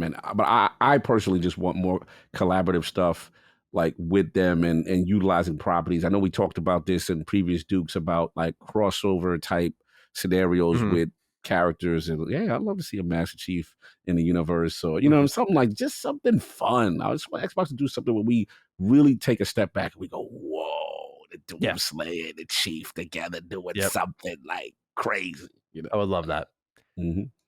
Number 4 goes to G Schools. Greetings, the almighty Dukes. With Sony announcing God of War for November this year and Xbox having no major AAA release this holiday, which third-party game that is confirmed or games should Xbox push for day one Game Pass? Or what game do you think will get a surprise drop, such as Avowed or Hellblade 2? Now, I'm just going to say, I think the latter part's probably not happening. I already shot my load on that one, so I don't think I could do it again. Or is Xbox happy with the rest of the year schedule, knowing that 2023 is going to finally be their year? Thanks for recommending The Last Ronin, Matty. Fantastic read and story. Hope you have a Cog mentioned Crusader Kings 3 a few weeks ago, and now you're heavily addicted again. Kind of day. Yeah, getting your marriages on, getting the kingdom going. All right. It is addictive, man. I have to admit. It's yes, very it addictive. Is. So I was just going to ask that we covered the angle really because our write-in last week was focusing on, you know, is God of War a jab to Xbox? And we quickly put that one to bed. But we didn't really talk about should Xbox seek an answer to this, and if what they have in place right now with really a Plague Tale, High on Life sitting there in the fall, is that an answer? Do you foresee more there at all? Not really. We talked about this in our amazing crossover episode with the symbol. Shout out to the Sacred Boys. Yeah, like I just think it's a situation where it's just you're gonna have to hold down the fort, bro. Yep. You know what you did. You know what happened. We all know what happened. There's no need to keep, regurgitating the delay. But I don't think there's anything to do. I'm in a new mindset now. And my mindset is not like I'm not going to give them, fury. Like, it sucks that you guys didn't have major first party releases this year. I'm not letting them off the hook. No. But what I'm looking at is, okay, I'm looking at this lineup objectively. And I'm coming around, Matty. I think there are hidden gems here. I think there's nothing bombastic that's going to be like, oh my God. But listen, I'm playing the Rocket Blade point like there's no tomorrow. Like, you know what I'm saying? Like, I'm going to talk a little bit about my Game Pass pick of the week later. There's about 4 or 5 games on this list that if they execute with the potential that we think they have, they're going to be decent games. Now, nothing they're doing is going to compete with God of War. Let's just get that out right quick. Yes. So you're going to they will have to hold the L, and that's it. But the key is this. as long as the games that come out execute and are good, they'll be okay. Gamers forget. That's one thing. As far as like, when this major catastrophe happened, as long as you produce that next thing that you actually delayed and it's great, you'll be fine. And then obviously what we're waiting for is 2023. So that's where I'm at with it. It's an unfortunate situation that they're in, but I just think they're going to have to hold the fort down. And hopefully a lot of these games that they had listed on 2022 actually hit and play well. Yeah, I'm right there with you. Nothing else to add. They're just going to hold the L this year, egg on the face, and just, they got to stomach it. I think they have some good answers, some hidden gems that potentially are there. I think Plague Tale Requiem looks like the marquee title, if you will, like the one that is a high quality guarantee at the very least. But yeah, you might have to do a little bit of digging to find what's popping on Xbox. And that could be both rewarding and frustrating. But I think the other exception is maybe not, hey, this will compete with God of War, but probably internally they're looking at it as what can be on a Starfield level, what can be on a Redfall level. And I don't think anything can. So you just take the L. You just got to take it. And I mean, again, if they end up pushing and saying, okay, we see God of War here. I'm going to beat the drum here again. Gotham Knights.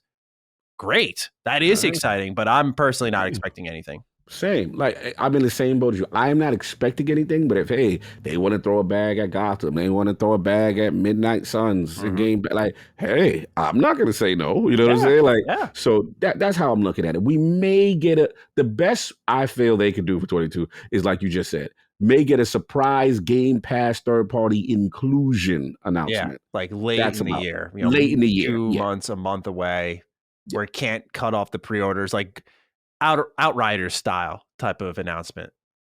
So great analogy, like very late, because that announcement came. People pre-orders, the physical was already done, and then it came boom out of nowhere. That kind of bit. Yeah, I agree. So I foresee maybe that, but nothing really else. All right. Next write-in's from Michael. We got a couple write-ins about this game. Hey, Dukes, have you guys heard of a game coming to Xbox sometime this year called Hypercharge Unboxed? It's a game that has been out for a couple of years on Steam before getting announced that it was coming to Xbox. It wasn't really getting any recognition, but recently it seems like some Xbox fans have really started to give this game a boost of life. I was watching some trailers for this, and it seems like a very unique shooter that I'm actually looking forward to now. Have you guys seen it? If so, what are your thoughts on the game and the sudden boost in player count on Steam even before it releases on Xbox? Thanks, and I'm going to play a Toy Story shooter kind of day. Cog, have you seen this game? Yeah, man. It looks nice. It's fun. It's like, 90s nostalgia in a toy store, having fun. I didn't even realize that there was a single player campaign that they're going to be adding to it. It looks fun, man. The sandbox looks absolutely hilarious. It looks like a ton. It's a unique concept, and I got to shout out. It was Colt Eastwood's timeline I saw, and I was like, oh, okay. And I see people get behind it and stuff like that. Yeah, it looks cool. Can't wait to play it. I'm hearing positive things internally. That's what I can say. Internally? I'm hearing positive things. Internally? In reference to who? In reference to the game. Yeah, so I'm hearing things, so we'll see. Yeah, it reminds me of a game that I played on the N64. Or what was it? Oh my God, Army of Men. No, not Army of Men. Oh, I know what you're talking about. Yeah. Hold on, I got to look this up real quick. Toy Soldier and Nintendo 64 game. Let's see if that yields any results here.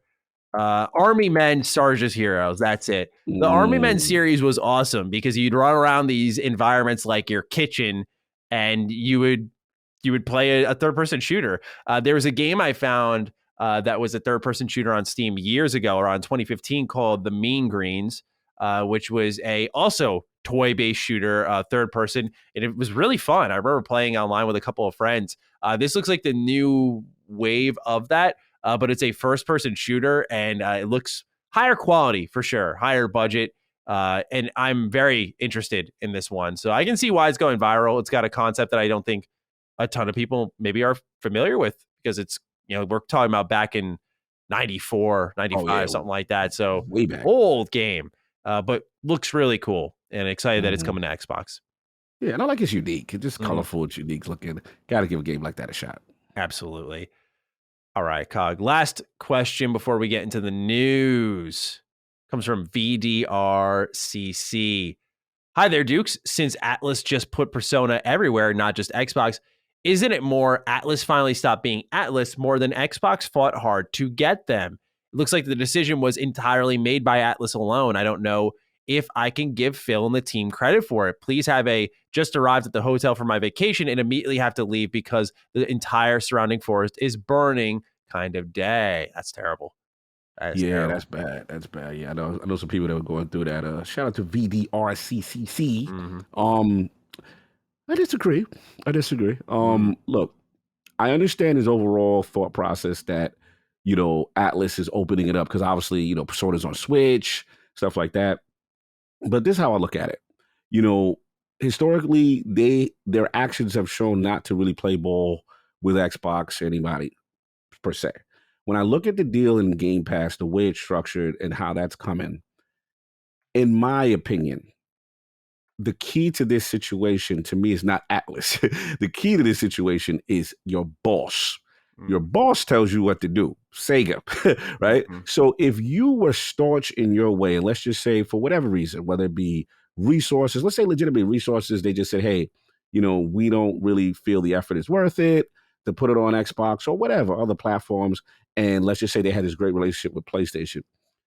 You can't tell me in good faith that Sega partnering with Microsoft, Sega utilizing the Azure servers for the Super Game Initiative, Sega consistently praising Microsoft for how great the Game Pass relationship from a boss level standpoint, right? It's like Satya and Phil, right?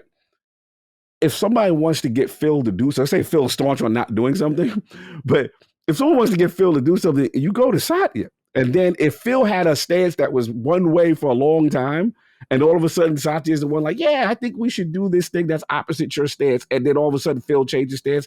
I'm going to lead to believe that your boss had influence. So that's what I'm rolling with. I don't have any concrete evidence, right? I can only go by what I am seeing. And to me, since that announcement that we got destroyed for on Defining Duke Ultimate, oh, Dukes, you guys are blowing it up. This is just servers. What are you? There's no games involved with this. I heard this for months. I saw the comments. I read them. And look what's happening. So to me, it's a positive step. I don't want to poo-poo it. And I think we got to give credit, even though, like to Matty's point, everything's not perfect with Japanese games, and there's games that miss, and we get frustrated. We rightfully call them out, looking at you, Mega Man. I think we also, on the flip side, have to give credit where credit is due in an area they have historically been defending. People said Persona would never hit an Xbox console. Nintendo actually would have saw that before Xbox, to be honest. You know what I mean? So that's where I stand on it, but I'm curious what you feel. Yeah, I actually kind of agree with where VDRCCC is. You saw gradually since that announcement, I've started to lean back in this direction of like, I kind of don't trust Xbox still. The Mega Man thing happens, that sort of like plants the seed of doubt. And then I see this, and yeah, as someone who's been like following Atlas for years, everyone always says what VDRCC says, which is like they're just being Atlas. That's always the excuse when they do something that's just so out of this world, nonsensical. Like, we're not porting at the time Persona 4 Golden anywhere, but we're going to bring Arena Ultimax out, which is literally a sequel story to Persona 4 Golden. We're going to make that available on more consoles. But like PlayStation fans, you're not going to have Persona 4. Nintendo Switch fans, you're not going to have Persona 4, but you'll have the sequel story. It's like those types of decisions that you call an Atlas decision. And so I kind of co-sign the idea of like, since it's not just Xbox, because at first when it was presented to us, it was like, okay, we're bringing this to Xbox. It's already on PlayStation. But then you see it come to Switch as well in a separate announcement. I'm like, all right, so I want everyone to get in on the fun, but was this an Xbox moment or was this a Atlas is bringing things to other platforms? And they had the opportunity to kind of have that moment, that pledge, if you will. I think, yes, money had to be exchanged here to make it happen. We've seen numerous times how Xbox has been skipped over. Again, recently, Mega Man Battle Network Legacy Collection. But to me, they still got trust to earn. I don't know how else to say it. I don't want to pose the not good enough goalpost moving, but I really got to see like a I can't believe it level deal. Like something like Wolong is up there. Kojima we've known for a while, so maybe that softened the blow, right? We've known about that for months. But I don't know, Cog. I got trust issues with the box. I know. I got trust issues with the box. I feel it. I feel you. I totally disagree, but I feel you because you going through it right now. And I understand being on your side of like, yo, why my joint? Why am I the discrepancy on my game that's not here? What is going on? And I get that there's legitimacy to that because I don't have a good answer for why the Mega Man collection thing is not there. I feel like we got to be careful, man, because it's like, look, I get it. Is it 100%? No, but it's like if you went from getting nothing from a significant other or somebody you was interested in, right?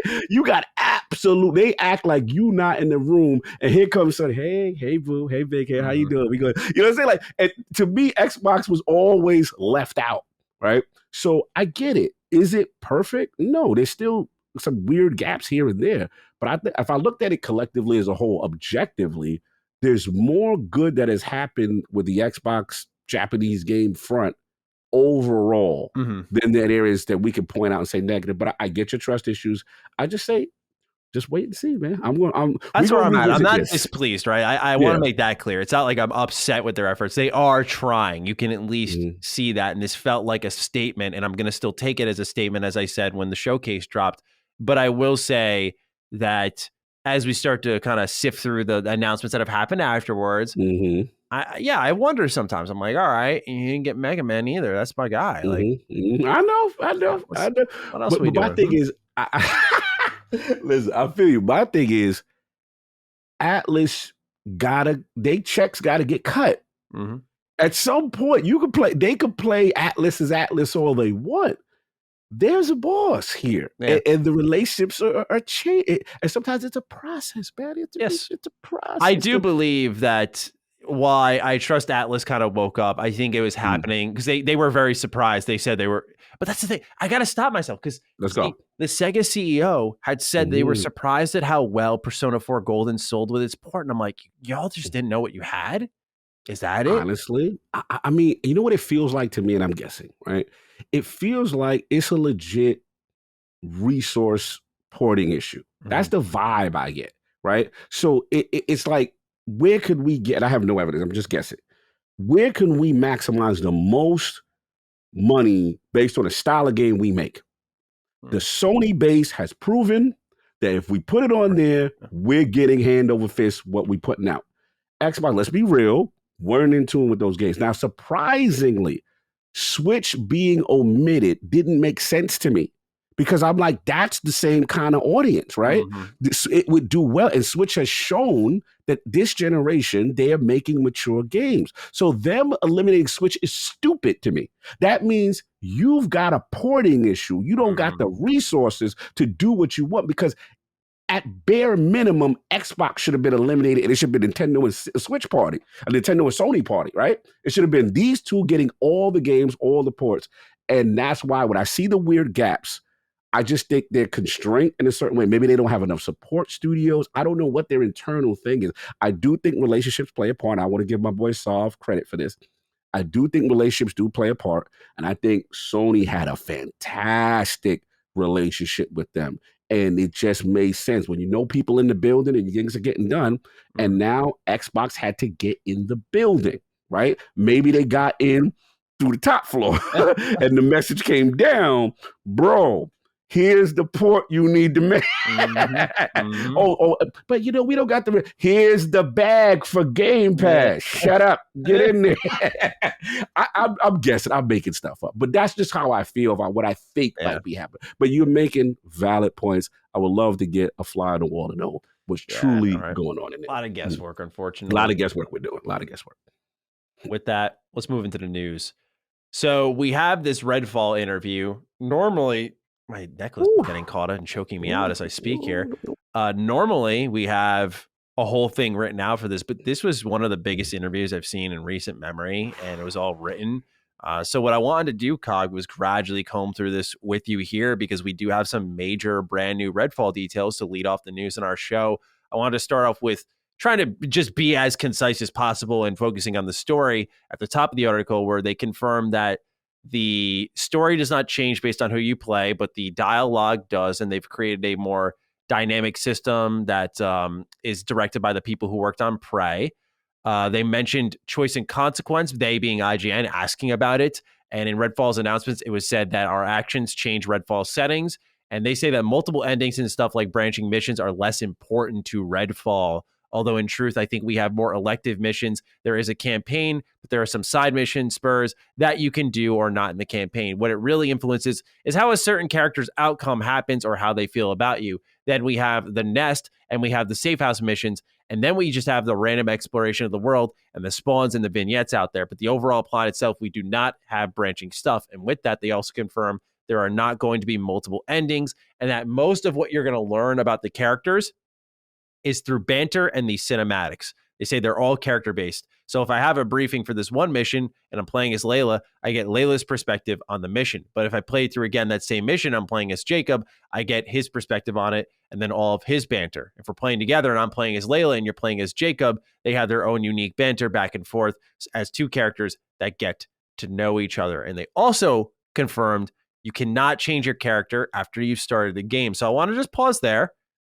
Cog, what's the feel so far on the narrative? Because I'm sure you can guess mine. I'll spare the audience and let you go first. So I'm reading this interview, and all I keep seeing is your face. And I keep seeing the I told you so face. I told you, Cog, these were my concerns. They're getting away. I have a face for that? You have this face you do when you are like really defiant with Arkane specifically. And I'm just thinking about that. I'm thinking about the Ultimate with me, you, and Jimmy Champagne, and how excited I am. And granted, for the record, Cog is still excited about Redfall. For the record.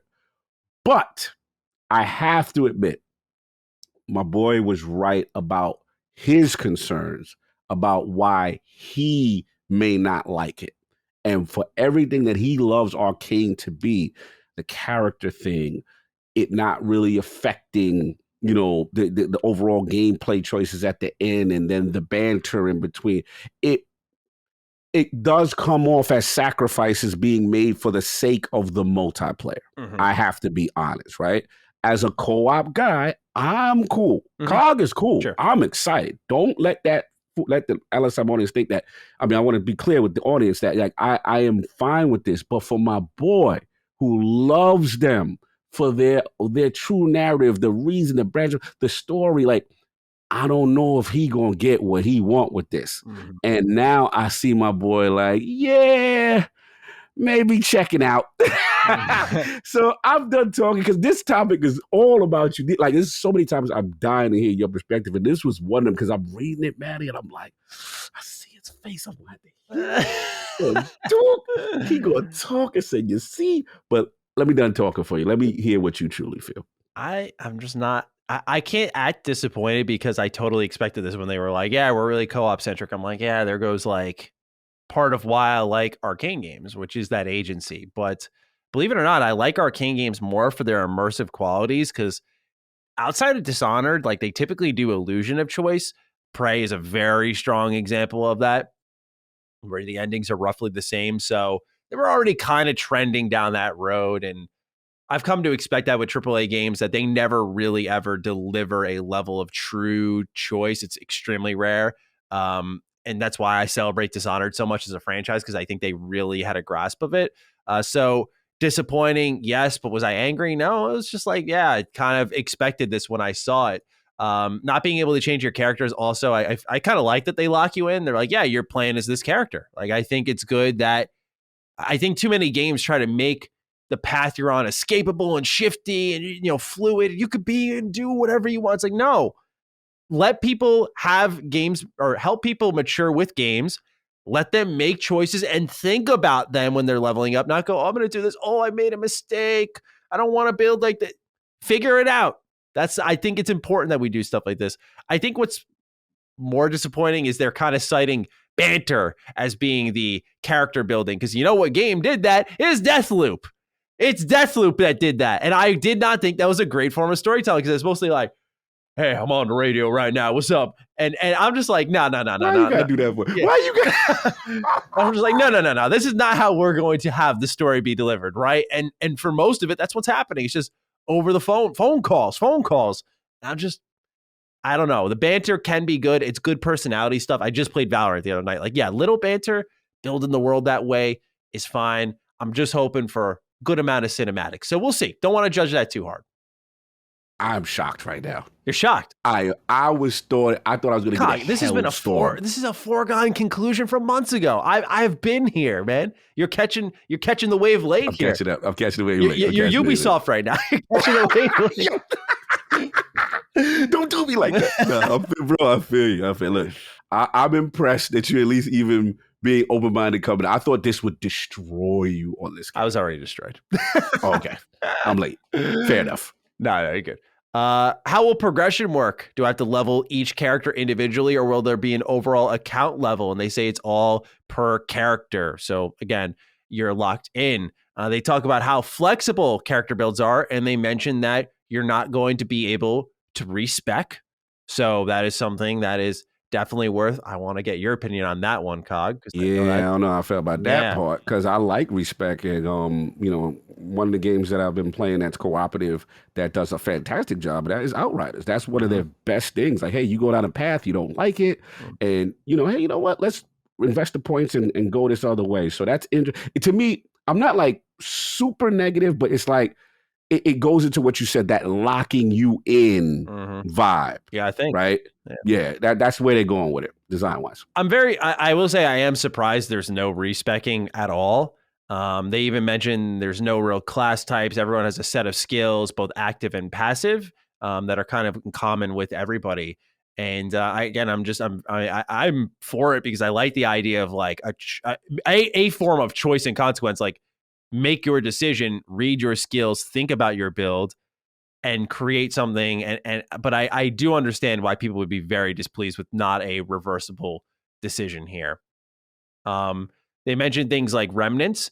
They said some types of those remnants will be in the base game, and there'll be things like defense-oriented ones, health-oriented ones, or ones that affect how your skill works. So think of how augmentations are. They mentioned some of them do get kind of weird. Continuing on, they talked about how the multiplayer was extremely difficult for them to develop during the pandemic. So that's something worth keeping in mind here. And hopping down a little bit more, let's talk about this, Cog, the end game. Say, what are the players' goals? Is it for stats, for optimization, higher character levels, or something else entirely? I want to read this full answer here and use this as like a jumping off point. We have some stuff we're working on that's new to us, honestly, but we're not really ready to talk about it because it's all underway. We support all of our games for a period of time after that. When they come out with DLC or with enhancements, you can look at the past and see all of that, ranging from the Knife of Dunwall and Brigmore Witches for Dishonored 1 and 2 to Mooncrash for Prey. We'll talk about endgame stuff and the sort of, I've already finished the campaign once, what can I do later on? Play in a harder difficulty mode, keep leveling my character, additional ways to play, additional characters, etc., etc. Our goal is, with all of our projects, to stay with them for a while we ramp up on something new in the background. So they were asked about endgame stuff, and they talked more so about DLC, updates, additions. As the kind of live service guy between the two of us, what's your feel for potentially the future of Redfall, where that is the Arkane we know, but typically it's for single player games that are getting single player expansion. So what's your feeling here for maybe what we could expect end game wise for Redfall and anything else that we talked about previously? I'm getting finite vibes. Like you do everything in the mission structure. You have optional missions, stuff like that. But once you complete, the vibe I get is you complete. And I don't necessarily, I'm getting like maybe a few surprises here. There maybe a few things you can do post campaign, possibly, but I'm not getting like an end game, like a true live service game. Like I'm getting an end game. I'm getting a thing like, okay, we're going to hit you with now this DLC content a few months later, and then build upon this thing as something you come back to, with, again, another finite end to a chapter, so to speak. So that's what I hope. I mean, we'll see if we get more surprises or an end game type of content, but I don't know. My vibes, I feel like that's how they're talking in code, but we'll see. I think I'd be for that, right? If you want to focus on replayability, I would love it because we've already seen loot in the game. Like, if it's kind of going to be Arcane Borderlands, that could be really cool. Is it the Arcane I know and love? No, but I'm kind of down for that. Like, that could be fun if they had like a new game plus, you run it through again. Yeah. Maybe there you could respec and have all these points to spend at the beginning of a brand new playthrough and go like, okay, now I know what I'm doing here for real. And I'm going to try to experiment with this. Maybe you could go down that route. That could be something cool.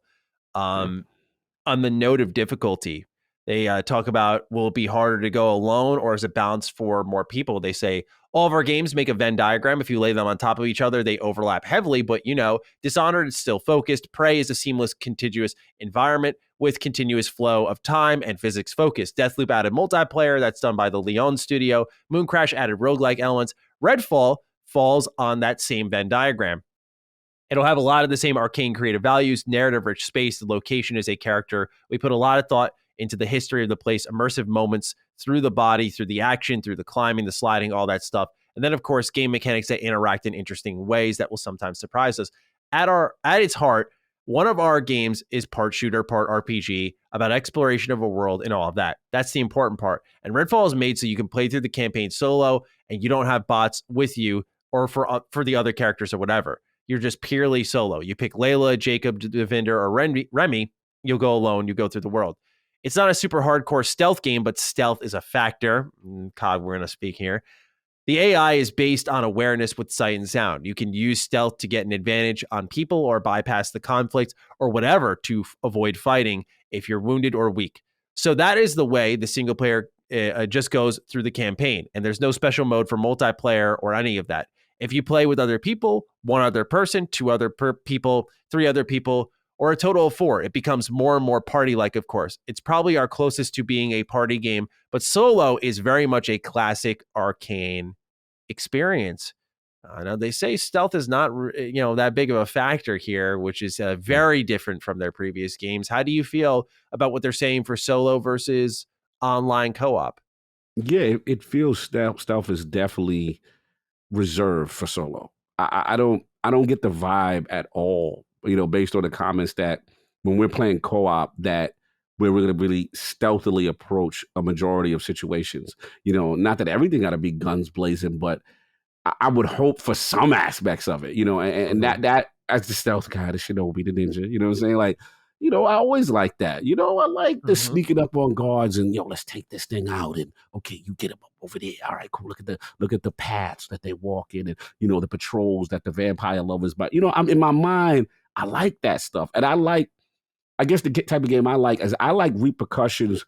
Because let's be honest, most gamers go in guns blazes, or the casual gamer sometimes, right? So I like repercussions that you could get really hemmed up for doing that. You might want to avoid some situations if you can. So in fairness, I haven't seen it. I need to see the implementation of it. But I did want to comment something else. I don't know if we're going to talk about the tethering on this one, or I can bring it in. Sure, now. I figured because we already spoke about it, but please, if you want to add more to it. They mentioned it, which I was shocked. You know what I mean? So they said there will be some aspects of it, of the 4-player co-op tethering, as far as the distance, as far as where you can go. They say it's going to be generous. So I want to, test that. And the only reason why I bring it up, and again, I don't know if this is a COG future game design want, right? Mm-hmm. I look at a thing like this. I look at a game like State of Decay. I want to be like, okay, me and Matty, we got 2 of the homies, right? All right, Matty, you go over there and I want you to go loot those buildings out or whatever. I'm going to go down these blocks here.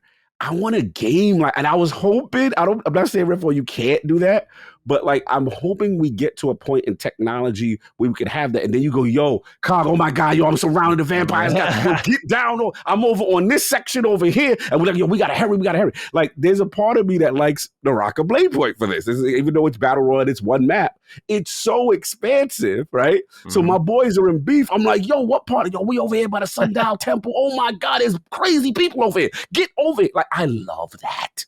And I want the open world genre, I don't know how, to be able to get that aspect and have fluidity with a story. And I know it's difficult. I know it's questing. I get it. But that's all I want to say on that. But to your overall point, it doesn't sound appealing that stealth seems minimal. in this, but I'm willing to give it a shot and see how it plays out. Yeah. Now moving down the interview a little bit more. 2 questions answered here. Number 1, what happens when I'm in a party and I find an audio log or another collectible? Do we all have it, or does everyone have to pick it up? They say it's different. If it's a plot thing that advances the story, or you found a note or key or whatever, the group advances with that. But if it's a loot, it's individualized. If something dies and has some medical resources or lockpicks or a remnant or some ammo or something like that, everybody's got to get their own. So instance loot. And then, can I bring my endgame character to another person's game? They have confirmed you can do that. So there is that as well. So anything you guys say on that? Interesting. I actually don't mind that. Some games try to avoid it where they're like, "Oh, this guy's too strong," and sometimes they kind of make mention of like, "Hey, if your guy been playing and you're really tough," and I'm like, "Hey, you come in my game," you know what I mean? Like you'll come through extra strong and help us out, and they actually encourage that type of gameplay. So I don't mind when games do that sometimes, because sometimes, let's be honest, your friends, some of them are gonna go way ahead of you, kind of thing. So. We'll see. I mean, I'm indifferent. It doesn't it's not like a break it, make it a break it kind of thing for you. But what about with you when you read this stuff? Is it something you like, dislike? Yeah, the plot. I think the loot. I like that it's instance. I always like when it's different for everybody. I think that's an important thing to have in these co-op games. The end game stuff I like because what it means is I can play and beat the game solo, and if a friend picks it up late, I can hop into their game. And that's good because, again, with the way that saves work and how it's tied to the host player, I could go off on my own, beat the game, and then join a new friend playing it. I think it does work in that regard where it's like, okay, well, I've already beat the game. I've seen it for myself. So I can jump in there and I can still play and enjoy the game alongside them. So there is that. They talked about psychic nests, which they say are a feature which is kind of a shared psychic space where the vampires are basically sort of tripping together on what we call the blood trance. Different rules exist inside the nest. The psychic space doesn't have to adhere to normal architectural boundaries. That's why in the trailer, you see them go to a movie theater, and instead of the screen, it transitions into this wilderness-looking environment. But yes, that is a nest. They're not required per se, but when you get to the center of the nest, there's a heart that is there that has a powerful psychic remnant in it that you want, basically. They're replayable. They're fairly procedural. Those nests are made room by room. Different tiles can be stitched together dynamically. And so it's one of the more procedural parts of the game. Thoughts? Yeah, no, Thoughts on procedural generation in Redfall? I'm cool with it in this instance. I thought if what I saw in that picture with the psychedelic door thing, if that represents it, I'm cool with it. I don't have, it's a side portion of the game. I don't have too much problem with it on that side. So yeah, I'm okay. Well, what about you? I'll read this next part and speak, I guess. Uh-oh. Are there a lot of procedurally generated parts of the game? Yeah, if you look at which safe house missions are involved in capturing a given neighborhood, if you look at the vignettes across the world and the ambient spawn of the enemies, the sun rises and sets the moon, the day and the night follow. There are different gameplay rules that happen day by day and night by night. Vampires are more often dormant during the day, et cetera, et cetera. The storm builds up and happens, and then the nests are procedurally generated room to room, like I said. So there's quite a bit there. On top of that, Arkane is known for AI that has sight and hearing based. Even if your game is not a hardcore stealth game, having an AI that's like that just generates gameplay. Like you're moving around the world and you're moving into an area, you don't realize that you made a sound back there and somebody's following you right now. Or you accidentally lead one group of enemies into another and they start to fight. That kind of AI is what we do. Whether it's Prey or Deathloop or Dishonored or Redfall, no matter what the rest of the structure of the game is, that gives you a lot of dynamic gameplay right there. It's procedural in nature. So my answer to your question, Cog, is I'm not too concerned about this, believe it or not. I'm not too worried about the procedural elements because it doesn't sound like they're doing it for all of the content. It sounds like mostly a handcrafted game, which I'm happy about. Same. And they brought up an instance in the article about, setting off a chain of events where you had like factions going at each other and, you kind of sitting back in the bushes, seeing the thing develop. And I love stuff like that. So I'm cool. The last 2 questions they ask are, how does loot work for enemy drops. It'd be a little weird if vampires drop guns or ammo, considering that they don't use those in their attacks. They said we put a lot of thought into that.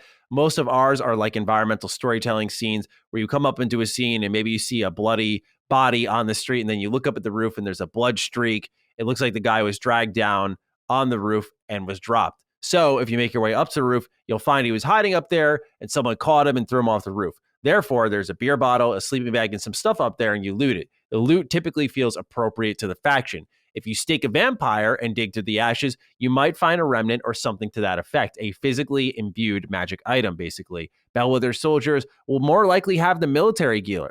If you lockpick a trunk and open it, it might have a civilian shotgun, but as often as possible, we make them environmentally storytelling scenes. And then they talk about ammo being rare to find or easy to find. They say, I'd love to do a mode where it's super rare, but it's somewhere in the middle for this. It's not like you're ammo starved all the time, but it's also not like you have infinite ammo.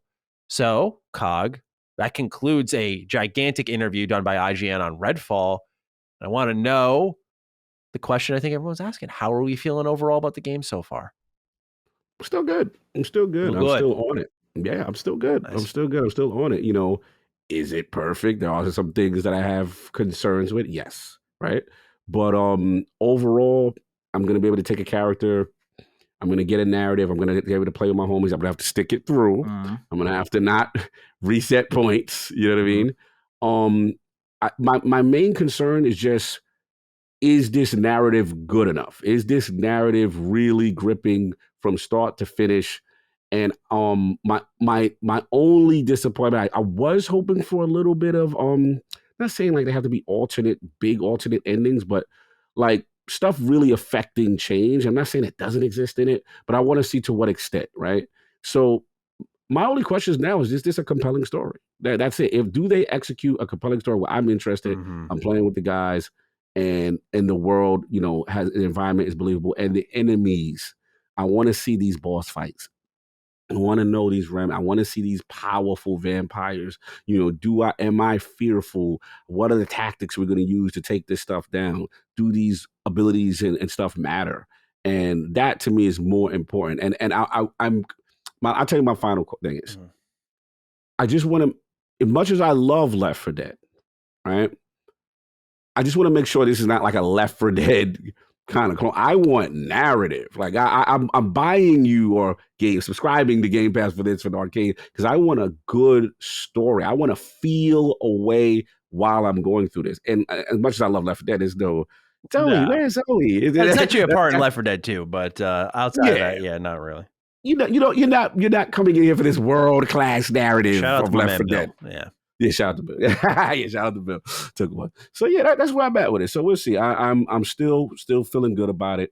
I just want to see if it executes. But Matty, your face says in the middle. You're not. Where you at? I'm in my acceptance stage. This is outside of the gameplay and the immersive qualities of the environmental storytelling. I think I just got to accept this is not the Arkane game that I'm used to, and it's never going to be. I'm going through my Final Fantasy 12 phase here. You know, the story stuff is kind of a crusher for me. I'm just like, that kind of sucks. It's really now about how interactive and expansive these environments are and how many buildings I can go into. Because if that's not there, well, that'll be a fun review to make, I'm sure. We'll see how that all goes. But you know, I know my taste. I know what I like. And I feel like they seem to be shedding a lot of the past behind with this game. And we'll see how that goes for them. We'll see how it goes. I don't wish them failure, but it certainly isn't sounding appealing wholly to me. Last question for you. Oh, we gotta have a heart to heart. Okay. As an arcade fan, the arcade fan, like, is it now? If it comes out and it's just as you said it is, right? And it doesn't have those things that you want from the narrative perspective and the way they're doing game design now and the multiplayer focus. And then we had the death loop, which you didn't like, right? And if this now starts off this new direction of Arkane, is it a situation now where it's like, you know what? They fall down your great pantheon. They've lost their way. And now Matty may have to move. Now they not on your Rushmore no more. Like, are we now in that we get if it's a death loopy situation with Redfall? Oh no. Like that, are we there? I gotta talk to my guy. I gotta see how he's doing. Obviously, I don't want to leap that far ahead, right? Like I joke about the reviews and whatnot because I know, even though I say it in jest, people will try to take this and make it sound like I'm gonna fucking shit on the game when it comes out. I'm gonna give it a fair shake. But yeah, if they continue down this kind of path of, I almost feel like stripping down the elements that gave them an identity to become broader and more interesting of a game to the general public, that's their decision, but that's not why I like their games. And so to me, like, yeah, they would they rise up other people's pantheons? Probably. Would they fall down mine if they just really started to leave all that behind? Yeah. But it's not like a 76 situation here where they've earned complete distrust. It's just Deathloop to me was like, okay, now we see how things dramatically shift up when in a small space you did multiplayer. Now on next gen only, we're going big space with co-op as like a primary focus. It is completely shifted. They say even in this interview, like, yeah, every decision you make, you have to make again when you add another player into the game and what that means to the game. So I know it's been built from the core out to be cooperative, to be online. And that's going to come with some sacrifices because that's what they wanted to make. And that is good. That is ultimately a good thing. They're making the game they want to make. And they, in fairness, they spent the better part of a decade producing games that they wanted to make that I loved. So this might be a new chapter for them. And, we'll see if I'm there getting their back or if, suddenly I'm talking about it a little bit more in the coming months and years. Okay.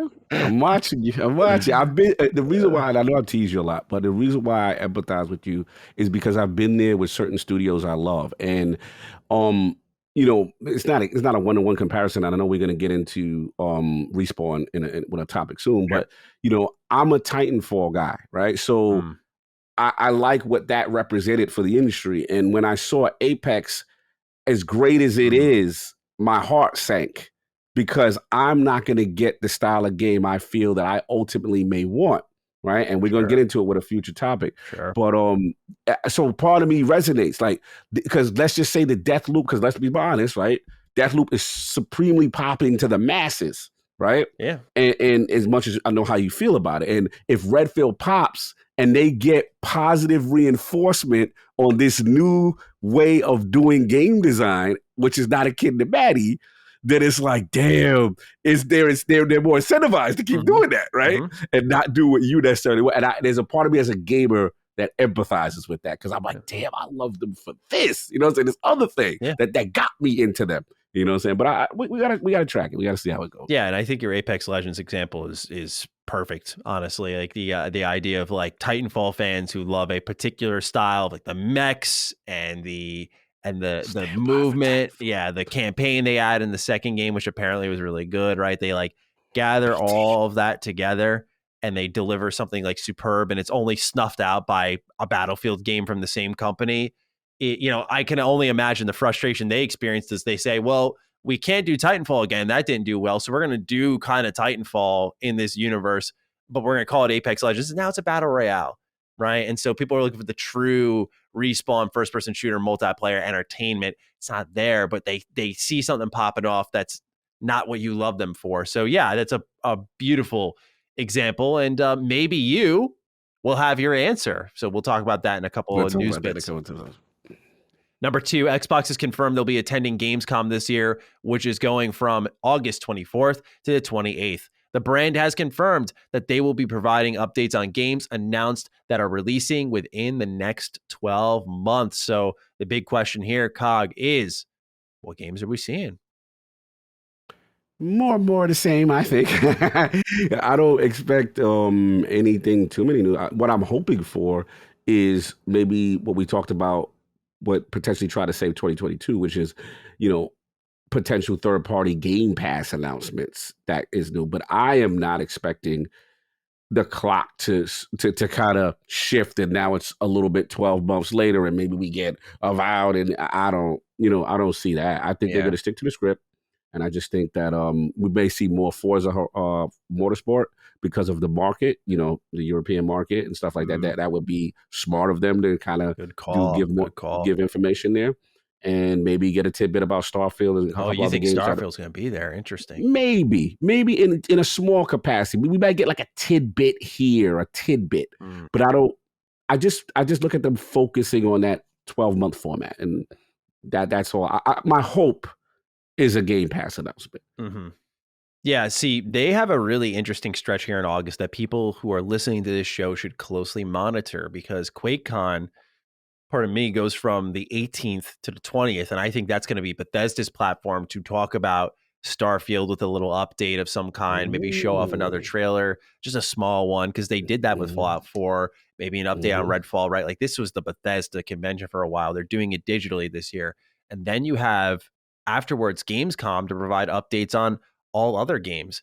They've certainly, with Redfall, been talking about this game a lot. So it's becoming clear that this is the one that's very much close to ready. Like, we could feel so January, February. Like, I think it could be even that close. We'll see.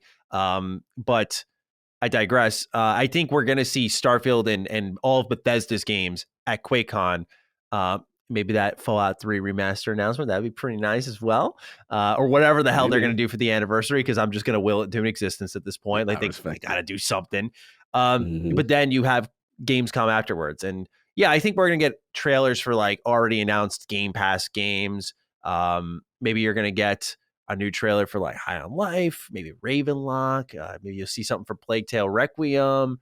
I don't know, this show, because they're putting that window on it again. I think as a show that does have the expectations of the Xbox Bethesda showcase, but has the expectations of like, yeah, we're just getting updates on stuff, actually has potential to be pretty good.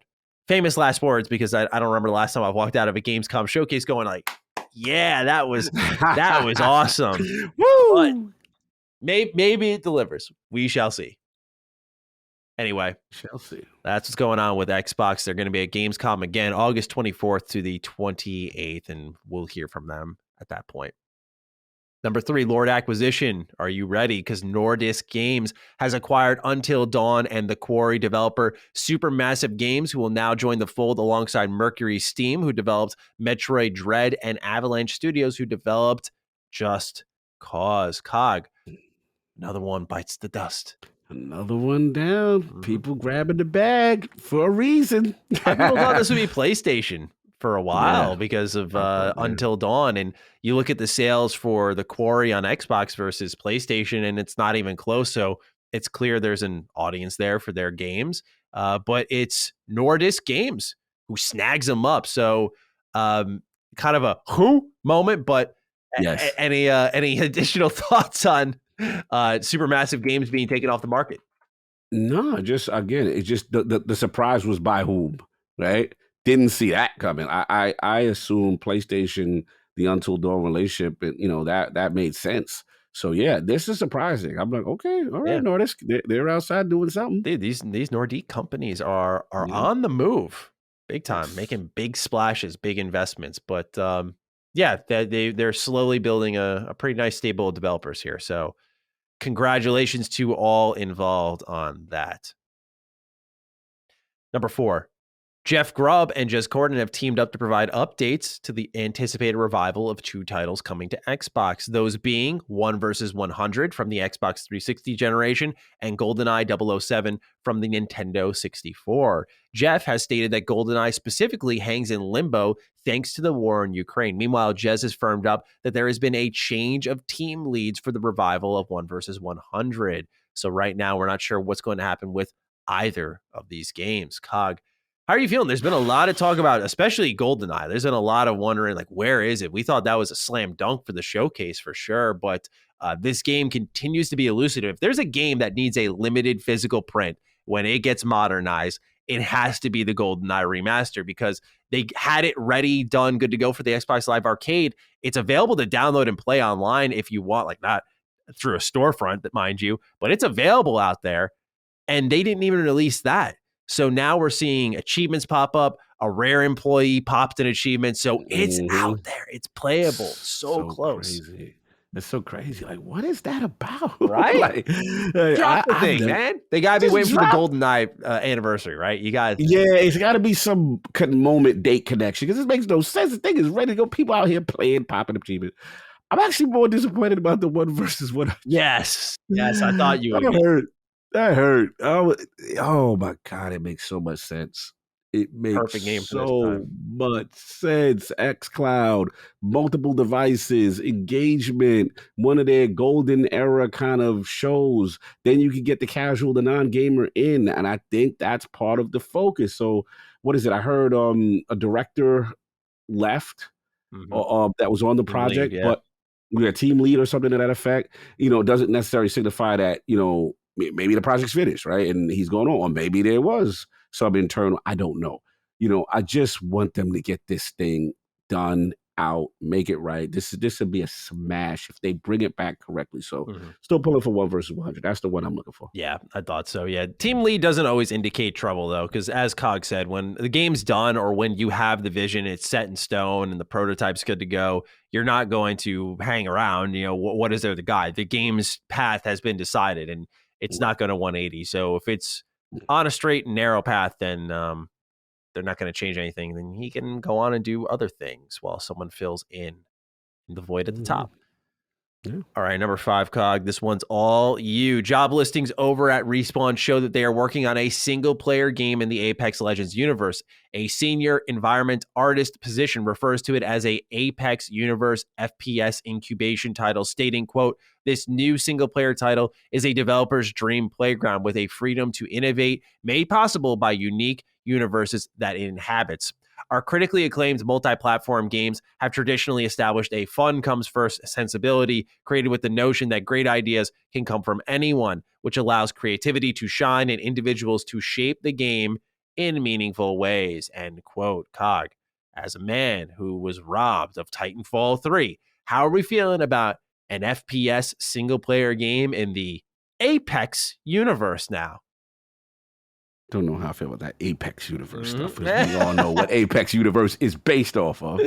But hey, I gotta have hope. The way you are with Fallout is how I am with Titanfall, bro. Bold words, bold.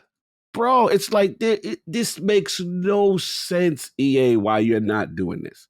It really doesn't. And they cut Titanfall's legs off. It was self-inflicted wound, right?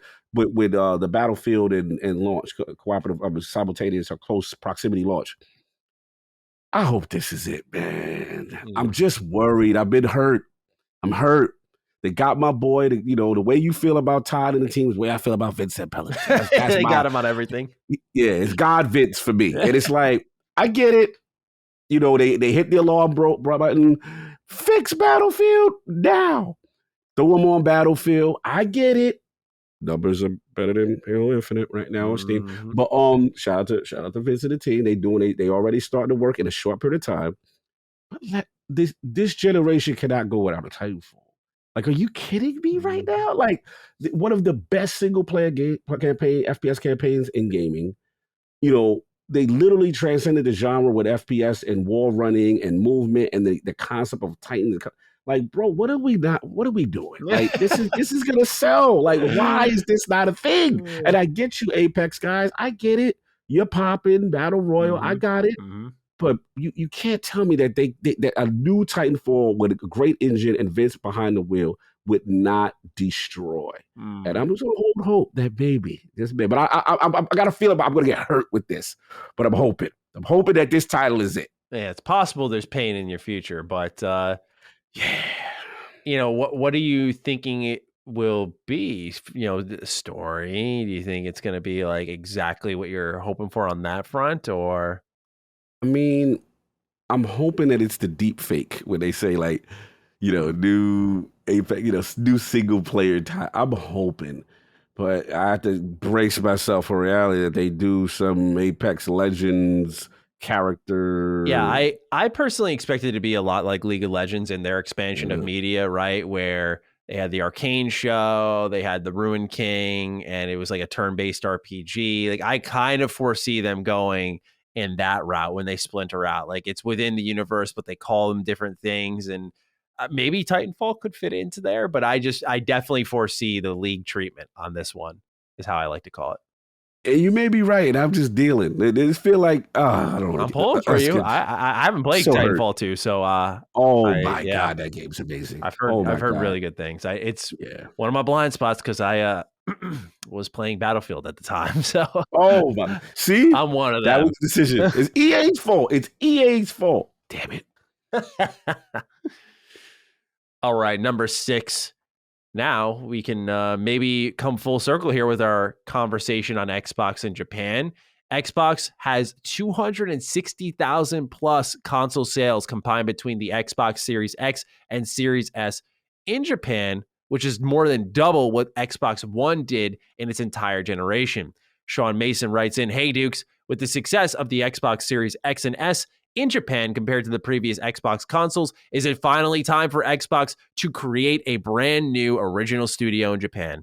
I know they own Tango Gameworks. I almost said Titanfall. They do not own that, but I can't help but think they almost did. Yeah, they almost did. Almost. They had them. Almost there. Sean says, I know they own Tango Gameworks, but I can't help but think with the recent success, an original Japanese studio that focuses on more Japanese-centric games in the fashion of Persona, Final Fantasy, Yakuza, etc. would make a lot of sense. Best, Sean M. Cog. I mean, I think like instead of, to me, the way I look at it is like you're showing really fast growth in Japan. Like if you do the math here, we round it down to 250K units sold. And every 2 years they're selling that much. We could be nearing 360 numbers by the end of the generation, which is pretty good given the support that they gave the 360. So to me, I'm less calling for a new original studio. Cog, I'm calling to get the band back together, right? Well, who are you talking? Pick up the phone, Team Ninja. Pick up the phone, Mistwalker. Those types of teams. Get them on the phone and have them start working. I know Mistwalker specifically said they want to keep making phone games. You got money, Microsoft. Let's make it happen. Be like, what if we gave you the budget to make a reboot, if you will, of Lost Odyssey and give us our answer to Final Fantasy that we so desperately need? Because guess what? Guess what Lost Odyssey was? If you've played it, and some of you in the audience know if you played it, Xbox's Final Fantasy. It was by the creators of Final Fantasy, as the composer of Final Fantasy. It is a Final Fantasy game. Straight up. Like, if you like, and it dropped at a perfect time. Final Fantasy was weak with Final Fantasy 13, and they're like, here's Lost Odyssey. So to me, I feel like that's a beautiful answer for Xbox. I want them to get the band back together, is how I'm looking at it. And of course, because they're saying, well, we got an ID at Xbox. We're working with 200 Japanese game developers. So I'm like, all right, you're looking at the up and comers, but let's reestablish some old connections, some OGs, because that's what's going to bring the attention, right? Not the new guy, right? Not bringing in. No, I say this with no disrespect, but like Edge of Eternity, like that's cool to see Edge of Eternity there, but that's not going to bring console sales by the hundreds of thousands, right? You need the big names, the Atlas, the Hideo Kojima, and get some of those great developers back in to the Xbox ecosystem even more. But Cog, what's your read on this? Studio or not? I'm with you. I think we need to do a combination of both. I think both can coexist. I think that, look, the studio thing might be a long shot. I love Sean's idea. I just think it's a long shot with just getting set up in a region. I think where that'll birth maybe more, that'll be more akin, in my opinion, to the ID at Xbox Japanese initiative with the smaller guys. Sure. I think that could happen. And if one of them create the next thing, then you snatch them up. They're in house. You know what I'm saying?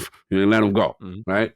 I'm with you though. Like, Lost Odyssey is extremely important. Games like that, you need. Listen, PlayStation ain't playing fair out here. You know what I'm saying? They know what is the pulse of the gaming industry, and they got that Final Fantasy popping right now. So they're gonna pay and do what they got to do to keep it off the platform. Hey, all fans in love and war. I've never been mad at that type of stuff. Yeah. I understand. You want to play dirty with Game Pass? Okay, we're going to take this from you off your chessboard, and you go Game Pass everything else. So my thing is, you get the band together. You're already starting with Wulong and Team Ninja. You calling people from back in the day, and you got, what if that becomes your Bloodborne? You know what I'm saying? Right? You know what I'm saying? Like, snatch. Recoil to that one. Oh. You know what I'm saying? Like, let's start doing that. Statement. bro, let's get the band back together. Let's make our own. Let's get the talent and make our own Final Fantasy. These guys that are well-known, that's why I like the Kojima thing. Let's make our own, right? Whatever he wacky, but people like it. People, me and you, like, yo, he be all. Yeah. Exactly. I ain't a death, but people like, you get Hogue Law on this, you get a bunch of my friends, they love Death Stranding, right? So you get that. And I'm going to say another controversial one. I know people don't like it. Yo, if you don't trust Platinum, how about Xbox Global Game Publishing and you do this one-off joint? You ain't got to sign them, right? Let's go. Let's get them in. It's a low-risk contract, right? We got to get our audience more on sports, right? The 1-year deal, league minimum. Sign Platinum to that. Prove it deal, right? We call it the quintessential prove it deal. 1 year, okay, you want to, you love to scale down, you hoping it comes back, you wish you had the opportunity. All right, this is what the contract is. Let's do it. Let's see how it goes. You execute on this, and we bring you in and out. We don't have to sign. There's no obligation, but clearly you need something because you keep asking, right? Bro, that's how you do it. Now you've got a plethora of ideas and deals, both big and small, and genres that you're clearly deficient in. And now you start to create something. But what to the overall point, I think it's fantastic that they've already obliterated the Xbox One stuff already. That's a great sign. The trajectory, like I said, that's what I say. I know, Matty, you're Mega Man. I know you upset, but I'm looking at the overall big picture, baby. The trajectory's going this way. On that, You know what I'm saying? So I think they could do something special. And if they get to that, we had Grub on AlphV for a while, like a couple months ago, whatever. And look, if they get to that 360, that's a win. Yes. That's is it going to dent Nintendo and Sony? No, but you've now established yourself in a region where you're no longer non-existent, and you dedicate a core, and each generation you just build on it, and that's how you get back into it. Exactly. That's what I meant. So yeah, we'll hopefully see more. After what's happened with the initiative, I think I just want to see them release Perfect Dark and how that goes before we start to say, let's set up another new studio. I just feel it's easier for us to say, like you mentioned, let's go through Xbox Game Studios Publishing, prove it deal for Platinum, see if you can get something somehow with Mistwalker, so on and so forth, and like get the gang together for like some really beefy third-party exclusives. And then if things start to work out, you maybe acquire them. Because I look at something like, I don't remember the developer's name, but Eden Chronicles, 100 Heroes, right? Kickstarted video game. Where are they going afterwards? They're there day one on Game Pass. Those are the types of relationships I like to see fostered, because they could be making the next pixel-based Xbox RPG. That's a dream come true for me. Like, please, more of that. I know that's not exciting for everyone. That's why I got to beat the drum one more time. It's why I think Lost Odyssey, or a game of its ilk, is so important to Xbox, because, God, just look at the visuals to that game, man. It still looks good. It still looks good. Watch the opening cinematic. The transition from Kime dicing up an entire army, the camera, he looks over his shoulder, he sees the whole army surrounding him, camera rotates, sets in place, gameplay begins.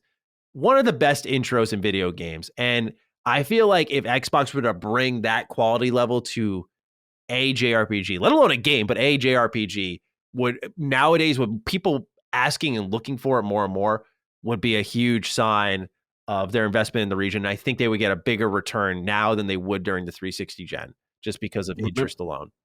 Bro, I love that idea. Remember what we talk about with having your finger on the pulse. Could you imagine that being, oh, by the way, at the end of a showcase, and you show your man from Lost Odyssey, and you put a 2 on it, and we're working with the developers or whatever. Bro, the builder's gonna be like, let's go. That's heyday 360. You need to tap into that. You know what I'm saying? I'm not going to say they're definitely going to do that, but at least I'm more hopeful that they're going in that direction, that one day we get these type of style things. This is what the base want, man. Let's go. Absolutely. Because again, the numbers don't lie. The 360 was the best-selling console in Japan, and it was the best-selling console. What were they doing? Timed exclusives. Their version of that nowadays, day one Game Pass with the occasional console launch exclusive for a limited window. they can 100% manage that in a less strict window nowadays with more money than ever. So I feel like they should just focus on that before building studios. But good to see that they're selling more consoles and in turn, hopefully more Game Pass subscriptions. And maybe we'll get our truth sooner rather than later. Hopefully. Number 7, speaking more on Japan, ransomware group AlphV, or Alpha, I think, but the V is supposed to be an A, has reportedly targeted publisher Bandai Namco, who has claimed to have ransomed them. As of this moment in time, Bandai has yet to publicly comment on the matter. Again, we're recording this July 13th, so that could change by the time this episode is live for all of you. But they find themselves in a situation quite similar to that of Capcom and CD Projekt Red in recent years, where we saw what happened with Capcom. Whole schedule leaked. Cog, what is your feelings on this one? Do you think it's going to go that similar path and we're going to start to hear about some Bandai games coming out? Because obviously you bend the knee to one group, all these ransomware groups are going to fly in and be like targeting everyone because they know they'll get their bag. So I want to know what you're feeling about this ordeal here and what Bandai maybe should do about it. Yeah, you can't acquiesce to the, to the demands of the terrorists. You know what I'm saying? So you gotta have to hold the L, but expect the leaks, expect stuff to come out. I think CD Projekt Red was in the same situation recently. It's getting tough out here in the cybersecurity world. It's very tough, man. I empathize with these guys, especially with the Elden Ring on PC or whatever the compromise there. But yeah, you gotta hold the fort because, like you said it well. If you bend the knee, now you open the floodgates, and as an industry, we can't have that. So this should be a wake-up call from tightening up whatever these back-end holes that you have, and seeing if you can put better security measures in place. But it's unfortunate. It's unfortunate what's happening. Yeah. I think it's one of those things where you got to do what CD Projekt Red did. Like, get out in front of it, hold them accountable, be like, you can leak our stuff. We're going to put the security measures in place, and you'll be in trouble in due time. But it's going to be interesting to see, of course, from the gaming perspective, what's going to leak, because Bandai's got their hands on a lot of things that I think are more tantalizing. There was this, I put this in quotes, leak. Let me look it up. It's an Idle Sloth tweet. Oh, the sloth? Yes. Ooh, yeah. Somebody got sloth. Yeah, it was a roadmap. I'm grabbing the picture now because even on a face value, these are speculated games that are coming from Bandai. If I can find it, my man posts a lot. He posts a lot. Hold on now. Here we are. You gotta send me this. Okay. So I'll put this here in our little chat. Yeah, send that. But you'll see these IP, and like if any of these, even half of these are true, it's that could be a really significant leak for them. So there's Armored Core. It's been speculated that Bandai and FromSoft are teaming up to work on another franchise of theirs, and Hidetaki Miyazaki had just said that whatever they're working on is closer than people expect, very soon to being ready for release, so probably within the next year. They mentioned Dragon Ball FighterZ Super, which I would shit my fucking pants over. They have Digimon Cyber Sleuth 2, which they're releasing a Digimon game this year. They obviously have more in production. Elden Ring, Barbarians of the Badlands, a apparent expansion. Tales of Ascension, this is saying Q3 fiscal year 2023, which would be very surprising because Tales of Arise just came out late last year, and that was seemingly like their big home run swing, and I think they nailed it. COG, Tekken 8. Whoo! It's time, too. Mm-hmm. It's time. Right? The development cycle is ready. Like, this makes... Oh, man, I need a new Tekken in my life right now. Same. Woo! This one will probably be their biggest game. Xenoverse 3. Xenoverse 3 has been like, they're still doing DLC for Xenoverse 2. So if they did a Xenoverse 3, the internet would lose their mind. Code Vein 2, One Punch Man Fighters Association, which is such a random one, by the way, that it's why I kind of give it some level of credence, but I do think it's fake at the end of the day. But the idea here, the reason why I'm entertaining this to talk about it is they got their hands on a lot of IP that are very tantalizing. If they were to have a leak, I think it would be far worse than Capcom's. I agree. I agree. It would be damaging for them. I mean, the gamers and us as content creators would have a lot to talk Oh, about. yes, yes. But yeah, for us, we'd have content for days. But yeah, for the studio, that would suck. Yeah, I'd feel bad for them because, Yeah, it's agreed. the thing that was awkward about the Capcom leak to me more than anything was they leaked not only the release of Street Fighter 6, but then they released they leaked the re-release of it, the planned re-release of like, yeah, we're gonna do what we did last time, way before, like in 2026, way before it's even announced. So That's so crazy. yeah, I know. nasty, dirty move. Dirty. Anyway, that's what's going on with Bandai. We got another story here at number 8. Some hires for Xbox Game Studios at both 343, an important one, but also we want to talk about Playground Games.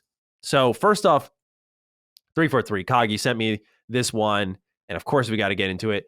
Joseph Staten posts on his Twitter account, I'm happy to confirm Halo veteran Paul Bertone has joined the team as a studio technical design director. Paul and I met back in 1999 during the Bungie Chicago days, and then shipped Halo 1 through 3, ODST, and Reach together. I'm thrilled to have Paul help lead the future of Halo Infinite. Now, Staten's always talking about the game. He's always very communicative.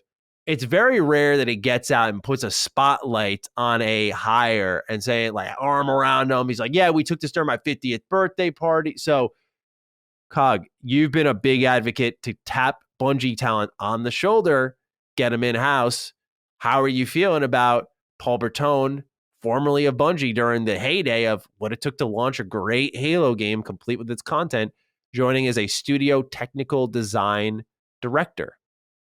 Gotta give myself Duke Cog a little credit here. Yes, yes. Yes. I did call this. I didn't call this particular hire, but I did call one of my things. I didn't think. I know tensions are high with 343 and deservedly so, but I thought the right move is to give Staten more control, and whether that's elevating him to a even higher position at the studio, or just he can remain where he's at, but give him most control. And these are the type of deals or things that I like to hear about because I did research on Mr. Patone. He's great with deliverables from functional design and development and bridging gaps, in the development when the developers cannot execute certain things. And I love the fact that he's there from the heyday. He's there from their greatest moments and getting back to the core of what it is. So if the vision of Joseph Staten, when he was brought on to course correct, right? To get this thing back on track, to go to managers say, no, you cannot. I know stakeholders want this to launch on the back of the box. I know that I have no power really to influence, I shouldn't say no power to influence, but I'm not on, my bargaining position is not high based on how long this studio took prior to get stuff done. But if you don't do this, you ruin the future of the franchise. So he did salvage it to some extent. It's just that I feel based on what has happened, all resources went to salvaging and there was none left for content. So what I see, again, this is just from the outside in, you bring in Paul Bertone from your heyday. His whole job is to fix those gaps of executables that are not getting done on time. That's literally his job description. So I love that. I don't want to get too crazy, but if we start to see more things like this, I think it's very significant that he put that on Twitter. Yes, I think there's a real call to attention there. So maybe it's cool because he's been friends with them for so long, but I think there is a little bit more to it. Yeah. And I think it's fun. Yeah, at the very least, you have someone that you have a great working relationship with executing the game at its greatest point. So I think it's a positive thing. We have to continue to see if there's any more internal moves going on. I'm curious. On the Playground Games side of things, I did the research on this one. Anna McGill has been brought in as a narrative lead for Playground Games, or so it was reported as that. I dug into her LinkedIn a little bit, and she had worked at Playground Games as a lead writer for a year and a half until she was promoted to narrative lead in a full-time position. She was already full-time writer for the game. So she was already kind of the head of the story. It seems like she's really taking the reins here, which I think is a good sign because she's worked on things like Control, Guild Wars 2, and Dishonored in significant writing roles. So I think this is actually really exciting because those are some great games there. A lot of people talk about how great and crazy Control is. Y'all know I love Dishonored's story, its choices. Because here's the thing, Dishonored handles morality really well. You know what game focuses on morality a shit ton is Fable. So I like this move a lot. Happy to see it. She was already there in the first place. So just keep in mind when you're seeing the news go around that it's not like a brand new hire, but more like an internal promotion to a higher position for someone who seemingly was deserving of it. All right. Loved it in the Twitter handle. Very cool. I'm very excited to see what they do with that. It seems like a good move. Indeed. Last one, and I intentionally put it at the back here, after some good news because I don't want to constantly beat up 343, but there has been some conversations about the studio once more, not all that positive. And I got to say, I'll put this ahead of the conversation so no one overreacts. I do think this time it may be a little undeserved. So the claim is that Halo Infinite co-op, as of the time I'm recording here, July 13th, is still not available, and they're taking it day by day. This comes from Brian Gerard, aka Sketch, who writes, the team is still working on updating Halo Infinite's network co-op insider flight build. While we always said our target was the week of July 11th, many sites reported it as simply starting July 11th. Still hoping for this week, but it will not start today, and they wrote this July 11th. They write, flighting is fluid as the process entails discovering issues in initial rings and resolving them before expanding to a larger audience. A few issues were discovered in our current flight ring, and the team is working to address. Apologies to folks who expected the flight today. We're eager to get this into your hands, but we also want to ensure it's a positive and worthwhile flight experience. Still targeting this week, but it works day by day as work continues. Thank you for your patience and understanding. And I did check, and it wasn't just a one-time thing buried at the bottom of the article. I did the Control F on it 3 different times. They mentioned the week of July 11th. And at the end, the staple was, as a reminder, we are targeting the week of July 11th for this flight, and we'll be keeping the community appraised of any updates on that in the coming days, which they did do that. So, Cog, we turn our attention to a write-in from Ty B 2012, and I want to hear from you on if 343 has let us down. Greetings. We out here, Cog, and have you played Persona, Matty? So another week and another 343 mess up. They failed to meet the launch of the beta for co-op campaign with nothing more than they are targeting this week, and the work is day by day. Have they not learned their lesson to not put dates on things that aren't ready? At this point, it feels like beating a dead horse, but how long until we get an explosive report about what's going on with the studio? I can't decide what game to play on my backlog, so I worked on my anime backlog kind of day. Thank you, Ty, for writing in so courageously like that. Cog, again, my question to you, has 343 messed up here? Have they put a date on things too soon? I'm very curious on how you're feeling about this one. Eye of displeasure from Cog is never a good start. I'm trying with this problem child. I'm trying. Look, to the letter of the law. All the games on your phone? Oh, not that problem child? Not that problem child. Yeah, we definitely not that problem child. Look, the sad part about this, to the letter of the law, they are not incorrect, right? They said the week of, right? So it's the week of. I get it. The problem is, I got to lean with Ty on this, is that you already don't have moral credit. You don't. Your credit is exhausted. So it behooves you not to put a date or a time frame. Do you know who's learned this very well? Is Bungie and Destiny. I was gonna say. Because, we are on them. We be like, yo, you said, what's up, right? And the sad part about it is, right, we got the whole week, but let's just say something happened in their defense, right? And it can't come out this week. You're going to get creamed. Now, do I feel they're unnecessarily catching smoke? Yeah, this is definitely an overreaction. I'm not going to say it's not. It is. When anyone else says it's a week, they wouldn't have caught this smoke. But it's you, and you the problem child in the house. I keep calling, that's my new nickname. The problem child. Yeah. Right. So the problem child was something in the house broke. They looking at you. They don't look at anybody else. That's what's happening here. So they're guilty by their past actions. And to the letter of the law, I've seen other companies do it. They don't get the flack as 343 is, but they're just not going to be allowed it. So this is right. It's unfortunate. And I want this co-op to come out. Let's go. Come on, So That's where I'm at. Yeah, I agree with you. I think you've made some really good points there, but I also feel like they said it. They can't be blamed for how even we reported it, because we took the reporting of other reports. I skimmed through the actual blog posts themselves, and you and I were joking about it being like biblical scriptures at times in there. So, pardon me for doing a little skim reading just to verify. But yeah, I missed a key detail there. So the re-reporting of reports bit us in the butt. It's bit other outlets in the butt. And yeah, it's something that I can't really blame 3434 if they were saying that. But I do agree with the notion that putting a date on it was foolish. Just saying the coming weeks saves you that time. I just think the messaging and the marketing, yeah, that's the thing. Sorry. I was going to say, I just think they got to understand, in my opinion, I think surprise drops for Halo is more crucial than ever. Like, surprise, here's co-op and you can play it now. Like, I just feel that's something that would help them out a ton rather than we're planning to do this. Please be ready for the week of the 11th. We might see you then.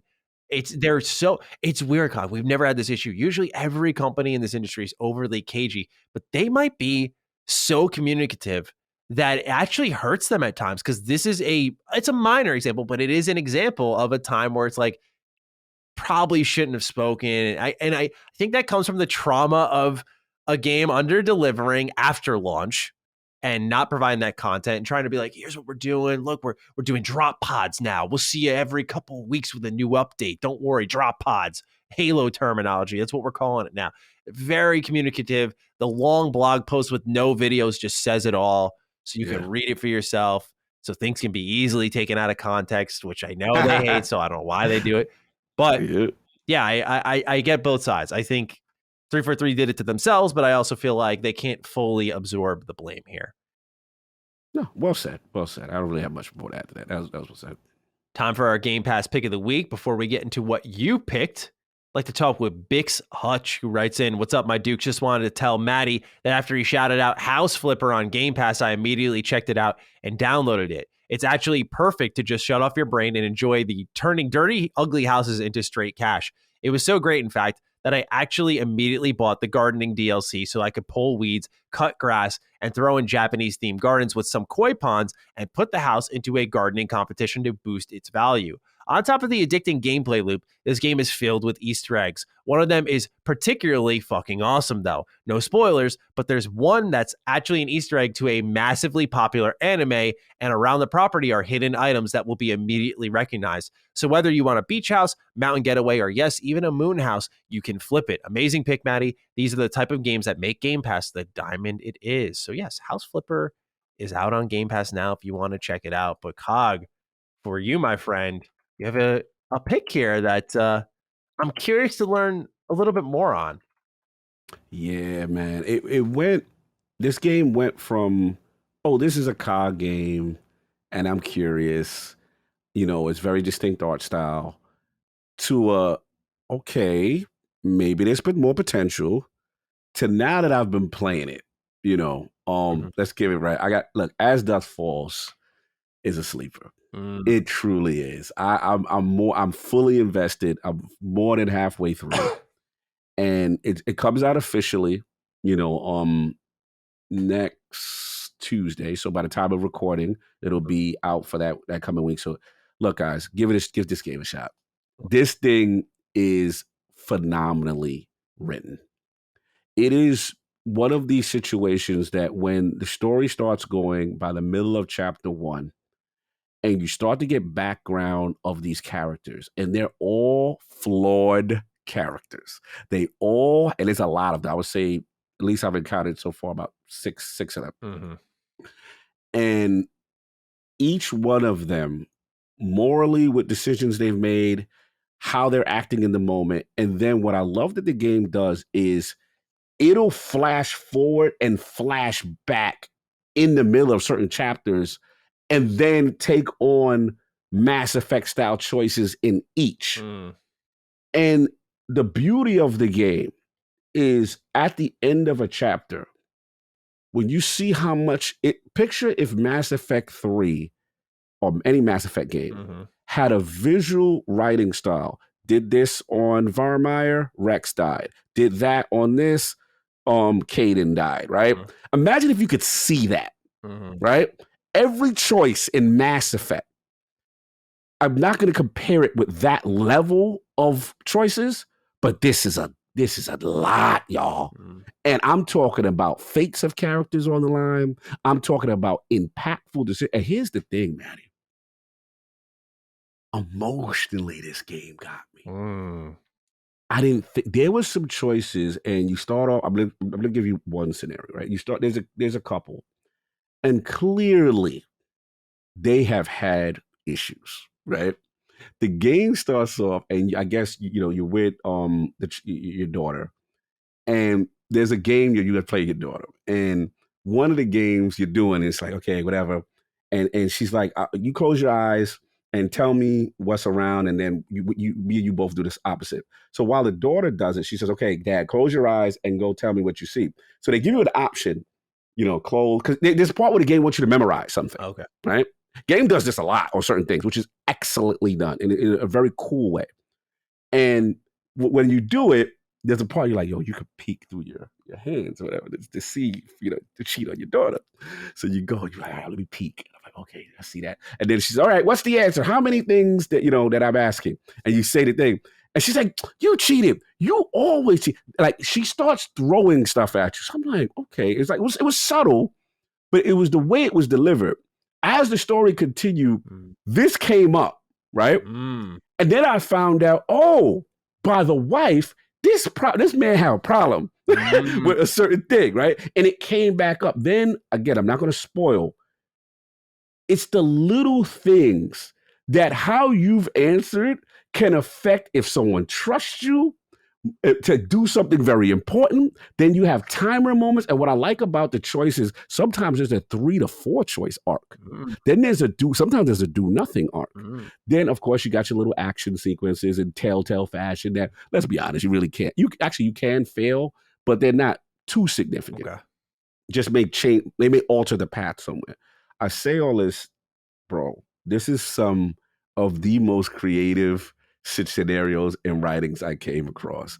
And there was a part, I ain't gonna lie, chapter 2, I was like, man, this got me feeling away. Wow. And I did something that was so impactful that the game rated me at the end of the chapter and was like, yo, you are fiercely loyal.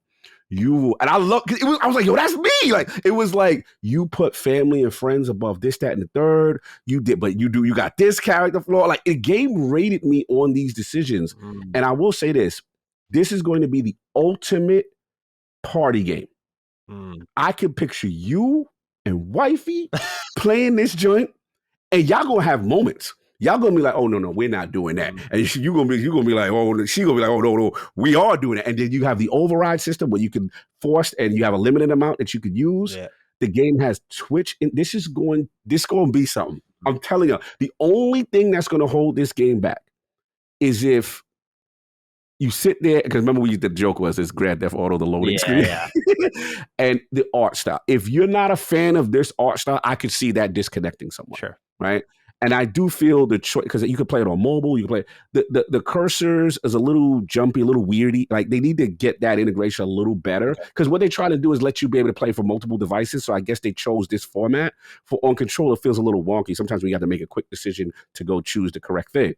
But bro, it is so well written and so intense. You're on the edge of your seat. Nice. I think As Dusk Falls, it's worth giving this game a shot, and highly recommend. I did it solo. Great experience. Highly recommend play with friends. Excellent. Comes out July 19th? Next week, yeah. Yes. Yeah. I'm in. I'm all in, bro. They got me. Shout out to Interior Night, UK studio. Again, I thought it would just be a niche thing. They got something, bro. Nice. Day 1 Game Pass next week, July 19th. As Dusk Falls. Yes. 5 questions to wrap up our show here. Black Magic fuckery, the Bussy Butcher. I'm sorry, his name just always baffles me. A pushes C and G27. Question mainly for Matty this time. A couple months ago, I started developing my own game as a solo project. It's so far been a mostly thrilling and occasionally daunting task. However, I've noticed something strange. With all the coding getting done, I've noticed my actual leisure time spent gaming has taken a steep dive as I dedicate more time to the project. Having worked on this or having worked in this space, is this something you noticed at any point, perhaps earlier on? I'm keeping up with Sacred Symbols and DD crews, mind you, and even just getting started into ILP. Cog, that whole conversation about Skull and Bones, big boying Ragnarok with its release date had me on the floor. But the actual game time has taken a hit. Curious for thoughts. Have a your object collision is fucking out for seemingly no reason kind of day. And Cog, I thought you could, of course, get in on this as a man who's working at Oculus, and you're a very busy person with all the shows and the site you're running, the time you find to game. But I'll just kick it off because he's mainly asking about game development. I'm very lucky to have a team. While we're small, we definitely, like you, I guess, would with any team, focus on your strengths. And I do get in the engine and do a lot of work in there, mostly level design and that type of stuff when I'm in there, blocking out, decorating, kind of prettying things up, tweaking lighting, that type of stuff. So everyone wears a lot of hats, but I know that's not my specialty, if you will. So when I set it up, it's good to go. It looks good. And then we'll get like the lead artist in, and he'll come in and we'll tweak things and make the proper adjustments that make it just right. So I'm like the setup man, if you will. I'm giving the assist pass, but it gets us to the point where things are ready. We have an image in mind. It's like, okay, this level actually looks really good. Let's just change the lighting here, adjust this sprite over here, et cetera, et cetera. However, when it comes to everything else, I get to do what I consider the fun stuff. So to me, level design is fun. I do a ton of writing. I write more than I think anyone will imagine I do. Hundreds of pages of writing. Wow. So yeah, I do a lot of it. To me, that is fun. I love writing. I always have growing up. It's a passion of mine. And so yes, I do a ton of that. And because I'm handling that, I'm typically working on the stuff I enjoy. Not that I don't enjoy other parts, but like I don't mess with programming. I pay someone to do the gameplay programming for our game because number one, I'm incapable. And number two, it's once we got past that terminology and communication barrier of understanding what we're trying to make and conveying it to them properly and creating 1,000,001 design docs and so on and so forth. Once that was properly conveyed, it's in better hands now. And I'm on just a separate note, I'm very big on like giving the team I'm working with like creative control. Like I am, if anything, like a creative director. Like I have a vision. Here's the thing I want to make. I help put it together, but I do give them a lot of autonomy in the sense of like, hey, if something needs to change, just change it, cross it by me. Just let me know after you do it, and we can discuss if it needs to be undone. But like, I don't want to stop your flow.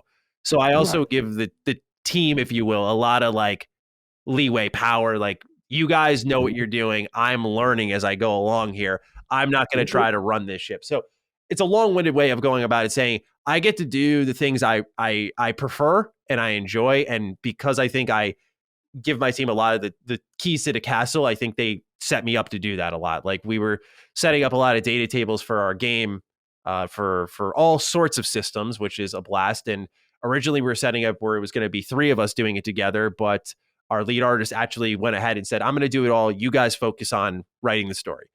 So I have the benefit of, with that small team and the chemistry we have, we're kind of going out of our way for each other, trying to make things easy, manageable to make the best game possible. That right now I don't experience that.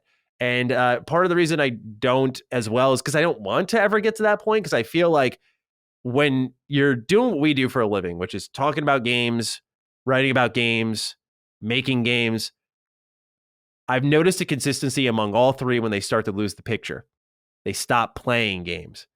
And it's so important that you remember why you're here in the first place. And I just hear so many, and people can live their lives. I'm not here to tell people how to do it, but to me, I feel like my best ideas have come through inspiration of games, whether it be making a video, something as simple as that, or implementing story decisions in our game. Like I stay consistently inspired by looking at the things around me and being like, wow, they did that. And if anything, my appreciation for gaming grew, because now I know more about the ins and outs and how they piece things together. And I see it on a more technical level than I did before. And I'm sure people have noticed at times with when I do my reviews, how I speak about it, I just see things that way.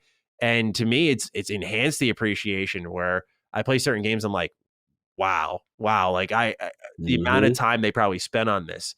So it's really aided my love. And, again, scheduling is a big thing. So there are weeks I Oh slow yeah. down on gaming. But yeah, Yeah. overall development hasn't killed it. And it's because I'm very fortunate to have a team. I think it's different in a solo gig. But Cog, I want to know about you. You have a very different setup of jobs, but do you game less because of them? Because you work in the games industry, you talk about games a lot, or you gamed out by the time it's time to game? No, this is accurate. I'm glad that we brought this up because this was the struggle. Obviously, most people know I'm at Oculus, doing the VR thing, and it's a leadership role, and it's a lot of responsibility. I have a tremendous team, Yeah. of people under me, and it's a lot, right? And it's a day to day stuff, and I had to learn. Um, I feel like I have some natural leadership qualities, but there's one thing where, everything does truly stop with you and every decision truly does stop with you, right? So that's one aspect. That was me growing into the role, right? On a corporate level. And then there's the lognet level, which is okay, I have a team of writers, I have a team of editors, and learning the biggest lesson I had to learn is because I'm such a perfectionist and I'm extremely critical of myself. Mm, I'll rewatch Defining Duke episodes. I'll rewatch, really? yeah, I watch them. I watch every episode I do See, I consider myself because like way more self-critical than I ever need to be, but I don't want rewatch episodes. Interesting. yeah, I rewatch episodes because there's times I'm like, man, that didn't come across right, I feel or that. Yeah. I didn't get the context of what I was trying to say, and I'm hard on myself. I mean, look, at the end of the day, I'm on a network that I got one of the biggest content creators, one of the best reviewers I'm doing a show with, right? And Kind of then like I me all of have a sudden. I feel like we swapped positions here. I'm usually the one gassing you up and going, man, I just don't got it. I'm just being honest. Like that's how I feel. Like a lot of people look at me and like, yo, you're the great cog, and I get it. But I'm a person that I look at myself in comparison to my peers a lot, not just competitively. Like I'm trying to beat someone. I'm just trying to improve, right? And I look at like we just did the Sacred Symbols episode crossover. I'm like, Colin to me is one of the goats. He's on my Mount Rushmore. Yeah. I think Chris Reagan is phenomenal, right? Just the way he thinks. And I love Dustin's perspectives. He adds a unique flavor. You know what I'm saying? So I'm looking, okay, where do I fit? What do I bring? And my strengths and focus on that. So you got that. Then you got ILP. And I'm dealing with the, three strongest personalities known to man, right? So That you is got the truth. King David, you know what I'm saying? Lord Addict. And when Addict feel away, he gonna let you know. Yeah. He's gonna bump his head. He ain't got no problem being a bull in the china shop on how he feel. And then Solve is a subtle one. Like Solve is the smartest person I know. Like he's extremely technical and very balanced. So what I had to learn with this and all these things is one, sometimes, yes, I can be critical. Don't beat yourself up too much and move on, course correct and move on. Don't dwell. I had to learn not to dwell. That's the first thing. The second thing is disseminate. You can't save the world. You're not going to win every battle. As long as you're honest with yourself that you can't do that. So what I usually do, responsibilities. And that's when my guys come through. Shout out to my Lognet editorial team. Shout out to Adam King Saw. Cog, we got this. We'll take this off your plate. You focus on, and I don't have an ego where it's like, no, I got to do it. I got it. Great. You know what I'm saying? I'll check in like how you said with your team. Mhm. Just run it by me so I can see. Yeah, and if there's, let me be in the know. That's all. just let me be in the know. And that's hard for me because I look at everything. I want to, I had to take disassociate it. And then I'm going to bring this all back to gaming now. Because when this wasn't happening, gaming was going down. And I'm like, I'm not going to be one of these dudes that's just talking about games and not playing games. I can't. That's my co-host. So for me, you know what I'm saying? Like, I can't, I look not favorably on that. I'm just going to be honest. So if you talk about it, you got to be about it. So I know I'm not going to ever get to my heyday when I didn't have all these responsibilities. I'm playing hours upon hour, but I ain't going to lie to you. I think it is healthy. I'm going to say something controversial. I think it was healthy that I was on the Rocket Blade point for like 12 hours. You need that. 8 hours. You need that. You need it. Yeah. You need it because you need, one, to bring the joy back to why you're doing what you're doing. Yes. Two, games is my escape. Sometimes I have to, stop. All right, Cog, you did enough for the day. Stop. Get on the game and have some fun. Yeah. Whether it be, and then also on the flip side, the homies be wanting me to do specific things with them. Sometimes they got to learn, You play Destiny with Cog 16 hours this day. Let Cog have his time. And I'll fight for my own time where I'm like, okay, you know what? I'm not responding to you right now. Yeah.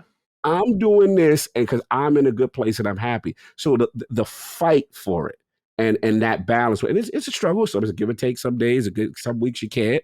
But that's what I do. And I make sure that I fight for. It's the same thing with the gym. I got to fight for it. You notice my posts. Yo, it's a struggle to get in it. And I'll be dead honest. I'll be like, damn, I might not be able to make it. But at least if I get in 1 day this week, 2 days this week, that's something. It's better than nothing. And I'll fight and then I'll get my rest afterwards. So that's what it is. And I like this topic from Black Magic because it is a struggle. But for gaming, if you're in this business, it's the same thing with me with VR. I have to play VR. How could I be, you know what I'm saying? Like, how can I say I'm going to be something and I'm not doing it actively? It just doesn't make sense to me. So definitely, that's where I'm at with it. Same mindset, same wavelength. Love to hear it. Well said. Dustin Graff is our next right in here. Hey, Dukes, hope this message finds you well. I'd like to have a discussion about Nintendo's hardware falling more and more behind their competitors per generation. The gap between the Wii/Wii U and PS3/360 seems less than the gap between the Switch and the PS4/Xbox One, and now PS5 and Series X. Does this hurt them? I recently started Xenoblade Chronicles 2, and while I have my qualms with it, it's definitely a JRPG through and through. In fact, Switch seems to have decent first-party RPGs and JRPGs. I wonder if the hardware is a barrier to entry or a turnoff. This question was sparked after seeing the terrible pop-in playing Xenoblade 2 and the resolution the game is and the number of load screens. The game's art and color scheme are beautiful, but I feel the Switch hardware holds it back from being truly gorgeous. Anyway, I'm rambling. What are your thoughts on Nintendo's hardware gap seemingly getting bigger and the 4K Switch Pro all but hearsay at this point? Appreciate you guys. Have a standard HD with pop-in kind of day. I thought this was just a fun one because, we had a lot of different random write-ins and I was like, let's just throw it's the end of the show where this is kind of our miscellaneous category of questions. It's our grab bag. So let's talk a bit about Nintendo and where they're heading. Cog, I feel like the Switch Pro dream's dying. I feel like it's this year or no year. And, it's been the rumor mill for what feels like ever. And if it does happen, it's going to be an insane day on the web. It's going to be explosive for everyone. But I want to know from you how you're feeling about the Switch. Do you own a Switch? I think you do, right? Okay, I was making sure. I was day one of that. Oh, yeah.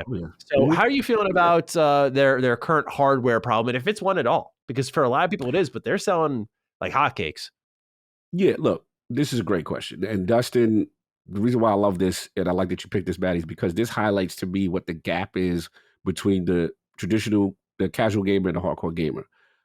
Everything he said as a hardcore gamer, I absolutely resonate with. And why I've been playing my Switch less and less. Because I'm like, damn, you got the Steam Deck out here. I got, all these other things with high fidelity. And that's my only holdback with them. Because I'm like, damn, these are some really great games. But I'm like, damn, some of them look kind of rough because I'm such a technical snob, right?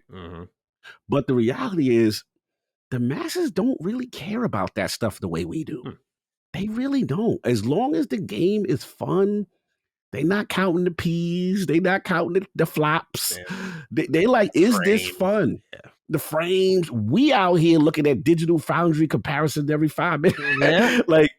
They're not. So this strategy has proven that it works for them. The numbers say what the numbers say. And I find it funny that gamers act like it's just Sony versus Xbox out here, and Nintendo's not dominating both of them. You know what I'm saying? It's a different market, and I just think that they know who they are. They're content with that. I think that helps them with the price point. But for me as a gamer, well, am I completely moved on from them? No, there's always going to be a soft spot. There's going to be games that I see. And when they try different things and also mature things, I love with Nintendo. That's why the Switch really resonated with me, especially third-party support, which we're weak with. But I ain't going to lie to you. It's going to be less and less for me this generation, just personally, unless it's select titles. You know what I mean? But I don't know how you feel about it. Is gaming with Nintendo? I mean, I feel you're more forgiving than me. To be Yeah, honest. definitely. I think it's fair to Yeah. say. I've always Mhm. been forgiving. I mean, my favorite games come from Bethesda Game Studios, for God's sakes. I think it speaks for itself that I'm quite forgiving on technical mishaps. Granted, I always say, like, when I play BGS games, like, I will have a bug or two, but I have not had these tragic experiences that I see the internet has. But I don't deny they exist. So my point being Right. is, like, yeah, I'm definitely more forgiving. For me, frame rate's the place I don't ease up as much on nowadays. I'm starting to become a bit of a frame snob, but I'm not that person who's like, oh, it's not 144 hertz. I got a headache. Oh, my 60 FPS. Like, I play old games. I literally run a retro channel. If I could not live with 30 FPS or below, that channel would cease to exist. But I will say that when I'm Facts. playing my new games, I always prefer the smoothness, the frame rate over the graphical fidelity. So that's something I'm Mhm. more on the lookout for. With my Switch, though, I feel like Nintendo always brings me back with their exclusives. I'm not doing the third party shopping I used to, though. I used to be big on getting like the ports, the third party stuff earlier in the gen, but now not so much. Now I'm Good getting that point. everywhere else. But their first party Yep. stuff, like I played a lot of Fire Emblem Warriors 3 Hopes this year. Great game. You bet your butt I'm going to be on Live Alive. You bet your ass I put like 50 hours into Triangle Strategy. Xenoblade Chronicles 3, kind of interested in that. Bayonetta 3, end of the year. Mhm. Okay. Mario and Rabbids. I mean, yo, look, Nintendo is outside and a Oh, half. yeah. They have a Definitely ton outside. of games. So Oh, yeah. I'm pumped to be using my Switch this year because their games look really good. And usually when they're made exclusively for the Switch, they take into account the hardware. It's not like, let's make this for the 360, or I'm sorry, not the 360, the Series X and the PS5, and then condense it down into a low poly, zero draw distance, no shadows mess. Not that. They're saying we're working on Nintendo hardware, so let's make it specifically for that. And you get games like Luigi's Mansion, which are beautiful games. That's why I'm still using my Switch. It's the exclusives. If they continue to deliver those, they don't got to worry about this stuff because they got developers who just make it work. And not only make it work really well. And some of these games Mhm. will call into question, do we need an upgrade? Then you'll play Fire Emblem 3 Hopes, which I love, by the way, but you'll look at the visuals and go like, oh my God, would it just kill them to put shadows or something? Like, this looks Ah! terrible. No doubt. Well said. Well said. All right, we got Daniel Wilson writing in with some. I think something was in the air this week with Jade Empire because we got 3 write-ins about this, which we averaged, by the way, for those who were wondering. Like, it used to be 30. That's how much our show's grown. We're getting like 50, 60, 70 now, which I'm very happy with. But 50's kind of become our new floor, which is awesome. More to pick from, so thank you all so much. But a lot of people were writing in about Jade Empire this week. I don't know why. 2005 RPG from BioWare. Daniel writes, ex-BioWare fans Matty and Cog, with the knowledge that you both have history with their games, why is there no mention of Jade Empire? It seems to be a gem lost to history as time goes on. If either of you have not played it, I highly recommend it, and I personally would love for this game to be remastered or receive a sequel. Let's spread the good word of this darling RPG. Cheers, guys, and take care of yourselves. Cog, have you played Jade Empire? I did. It's just been so long, and I'm waiting That for a is a remaster. Cog game. Yeah, That is a Cog that's game. like, come on, man. BioWare at that, like, it makes sense. I thought for sure we'd get this reimagined in some way, Mhm. and I don't. I want to know if it's like tied to the rights or something with Xbox. This is one of the. Wasn't it like very close to launch? It was There early. One was of the like a Jade earlier games. Empire 2 of some kind, I believe, as well. There was a trademark listing. So yeah, there Ooh, was movement with Jade Empire. I did an RPG time machine on it.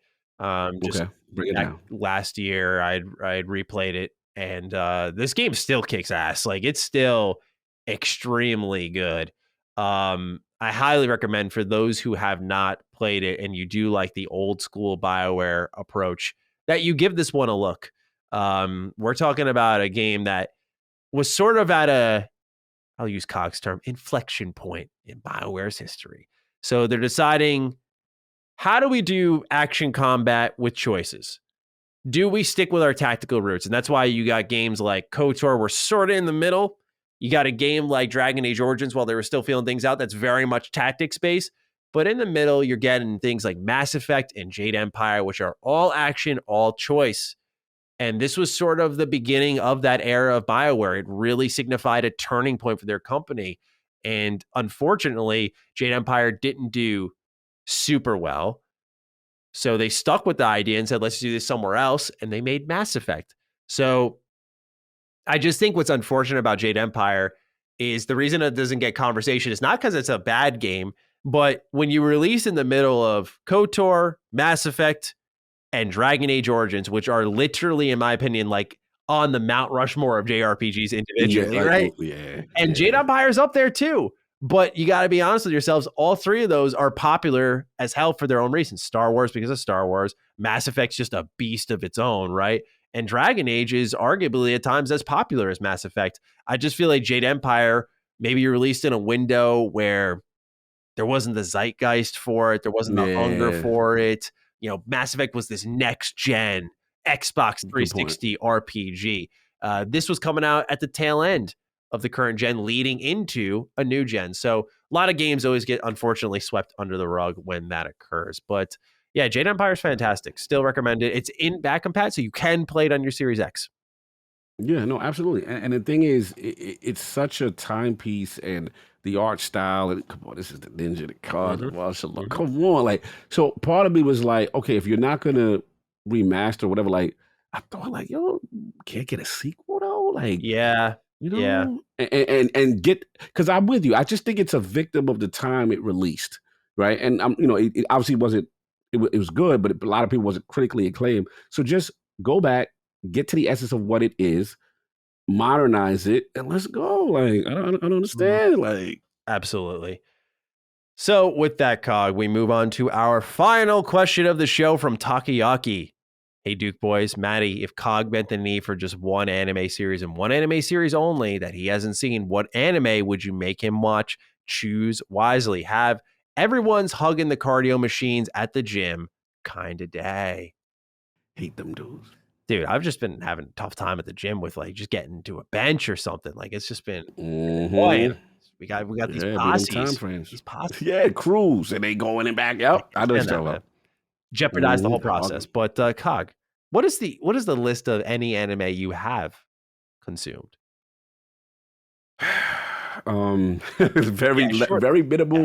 Very minimal recent ones.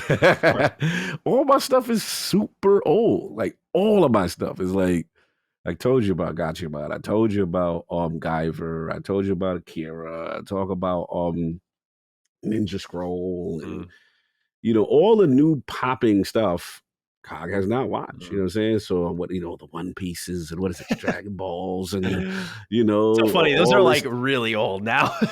Yeah, like bro, and that I'm considering that new and popping. So it just shows you they're still relevant. The disconnect. Yeah, like you know, I've just it's so crazy because I used to love this stuff, and when it first came out, it was fresh, it was new, it's better than any American cartoon could even fathom. The subject matter just way better. You know what I mean, kind of thing. So I don't know what happened where I just got disconnected. I don't know. Something happened, but yeah, I see the new stuff. You know, I mean, I see glimpses of it. You know, what is it? Your man, what is it? Was it Last Airbender and all this stuff? Like people recommending. Yeah, that Naruto and stuff like. I know what it is. The style. It's not that. It's the art style. I figured out why I'm disconnected. I like more serious, mature tone main characters. And the style has shifted to more flashy, colorful, big haired, you know, it's just, it feels more, it doesn't, not that it doesn't, it's not, they're not doing serious things. They just, I like darker stuff. Oh man, then you'll love the pick I had for you in the first place. Okay. So I genuinely think if you were to watch this, you would love it. Would it make you an anime fan? Probably not, because it's so separate from anime. But what you described is exactly what I was like envisioning. I was like, I think Cog would like this. Attack on Titan. It strips all the anime tropes out. There's no, you know, oops, I accidentally held your hand, you know, all that whack stuff. I think that they just jam into it for a particular audience. Like there's no distractions. It's gritty. It's serious. You got a main character that doesn't have the big poofy hair. It's violent. It's dark. It is a very mature storyline, man. Like everyone's at risk to dying, right? You got these big titans running around the world. It's complex. At times very hard to understand when you get really deep into it, but not because of like their storytelling. Yeah, that's what Attic watches. Yeah. Attic loves this thing. I heard about AOT is legit. Like, look, I fell off the train. I mentioned this, I think, in one of our shows. I fell off the train with part 1 of season 4. I was like, they're slowing it down way too much. It's supposed to be all out. My friends watched part 2, season 4, and they're like, "You just got to give it a chance." I'm like, "Okay, fine." Like, I'll put, because for me, watching TV is like a huge commitment. So I'm like, "All right, I'll do it." That's the thing. This second part, which is a full season, by the way, was dusted in a day and a half. 20-ish episodes done. Me. Wow. So I'm just letting you know, it's Attack on Titan is for me. Attack on Titan's for you. Like, even if you were like, I wouldn't even view it as anime. You were watching a TV show. You were watching cinema. It is anime, but I really think it won't even register for that as you. Like, there's a reason it's so popular, and to me, it's because like I don't know why other anime don't do it. Manga don't do it. Just get rid of the tropes. It's so easy to strip out the tropes from modern day storytelling and not focus on the same shit constantly. But so many companies and creators refuse to do it because there's comfort in going to a zone that you're familiar with and kind of building off of something. But this is wholly original. So I think if I were to make you bend the knee and make a choice, I would put you on this for sure. It's worth a shot. What's the cool factor? See, that's another. I need cool factor. Cool you'd love Levi. Flashy. You know what I'm saying? Like, okay, Levi. He's the guy who, when I got my haircut, he's yeah. Inspiration. Yeah. Okay. See, as long as there's some cool and some style, or really dope, powerful beings, or I just need, like I said, that I'm a very the stylish person, way aesthetics look. That's why I'm anti-crack. Yeah, exactly. Yes. There's nothing aesthetically hot about that. Yeah. Like, look at it. It's like a duck bill. What's going on with that shoe, right? So I need something that I'm like, man, look at that. That looks cool. I want to be that person. Or you want to, you know what I'm saying? Like, I like the style or the way the fighting is, or boom. I need that. If it has that type of energy, then it's gonna gravitate. Yeah, I don't know, because the world is so brooding and dark. I don't know if I ever sit there and think like I want to be like that person. Well, not necessarily all the time to be, but if the world is captivating like that, if you say like dark, that type of stuff still draws me in as well. You know what I'm saying? But I just need a couple of those type of factors, or a combination of those to get invested. And then, but if I see the 4 blue-haired dudes and guys, and boom, boom, and like I'm already out. Like, I don't want to hear none of that. Like, you know what I'm saying? You know what I'm saying? It just really takes me out. I like a little bit more serious and cooler tones, and even if it's post-apocalyptic or dark, I'm cool with that too. 100%. Yeah. So you would dig this because there's none of that crazy shit. None of that. Okay. So, all right, so Attack on Titan, got to give it a shot. Yeah, I think if you ever want to give it a shake, I'll lend you my account. You got the keys to the castle. I'll let you right in the door. Fair enough. I give a shot. Now I do see something right here. They look like these 2 big brutes, and they look kind of crazy. Be careful of spoilers. Sorry, something was going on my screen. I was like, I don't know what those dudes are, but they look like they getting it in. Yeah, no, they're you're probably looking at like Titan fights where like they actually use like MMA combat as like a jumping off point for it. Yeah. So I like that. Yeah. Okay. It's really cool. Right. Fair enough.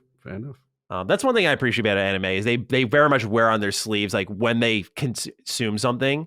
That's why I always say like the best creators are consuming. Like they made it clear like probably the team was watching a lot of UFC stuff, into the UFC combat, and they're like, what if we like made a Titan fight based off the UFC shit? Like I just feel like I like that. Is cool, like right? That. So they got a lot of that type of energy, a lot of creative energy in here. Very dark world. I think you'd like it. So that'd be my pick. Give it a shot. I'll give it a legit shot. I wouldn't put you on something like Demon Slayer. I love Demon Slayer. That's my personal favorite, but like I know like that's, you want to talk about goofy, big colored hair, like glowing eyes, that type of shit. Yeah. That's the type of stuff I'm like, I would be so off by it. It's true. It's just, I don't know. It's just a thing with me. I know it's not fair. I need to watch a lot more stuff, but just I get so critical. I just start rolling my eye. Attic laughs at me when he's like, when I get disgusted.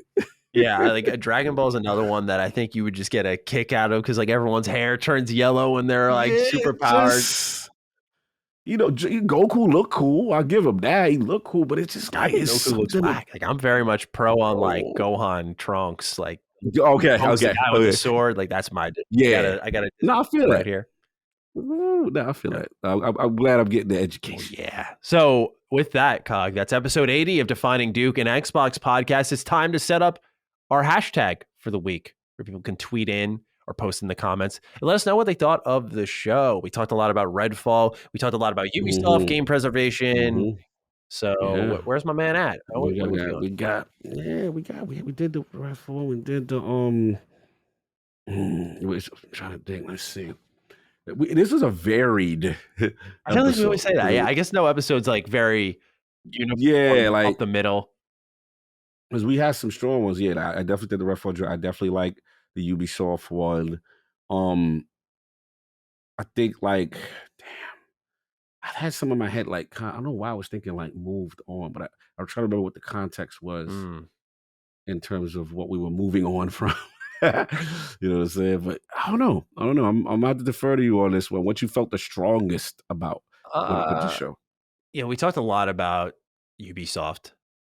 Mm-hmm. Do like UBDD, just keep it nice and clean. UBDD. That feels so uninspired. That feels late. Yeah, that's hilarious. Because the main issues we had was just, they played it safe, template stuff, like back to glory, want them to get back to where they were at. And then this was in the context of what was it in the context? It was because we was in the context of them removing yeah. We were we were in the context of preservation, right? We was in that preserve DD. Preserve DD, yeah, preserve at the same time. Yeah, preserve. That was more the spirit I felt. What we try to do. I like that. So if you got this deep into the show and you want to contact us on Twitter at G27status at Lord Cognito, tweet at us with the hashtag PreserveDD.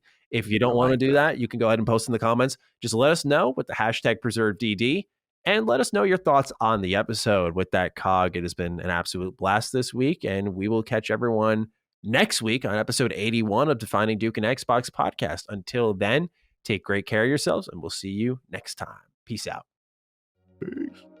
Defining Duke, an Xbox podcast, is a product and trademark of Last Stand Media and Collins Last Stand LLC, and is recorded from the United States of America. The show is conceived by Matthew Mr. Matty Plays Schroeder and me, Colin Moriarty, and is written and produced by Matthew Schroeder. Matty's co-host is Barry Lord Cognito Eversley. Defining Duke's executive producer is Dustin Furman, and the show is edited by associate producer Ben Smith. All of Last Stand's theme music is by Ramon Narvaez. As you know, all of Last Stand Media's shows, including Defining Duke, are fan-funded on Patreon at patreon.com/laststandmedia. The following names are at the producer support level on Patreon, and we're thankful for your kindness and generosity.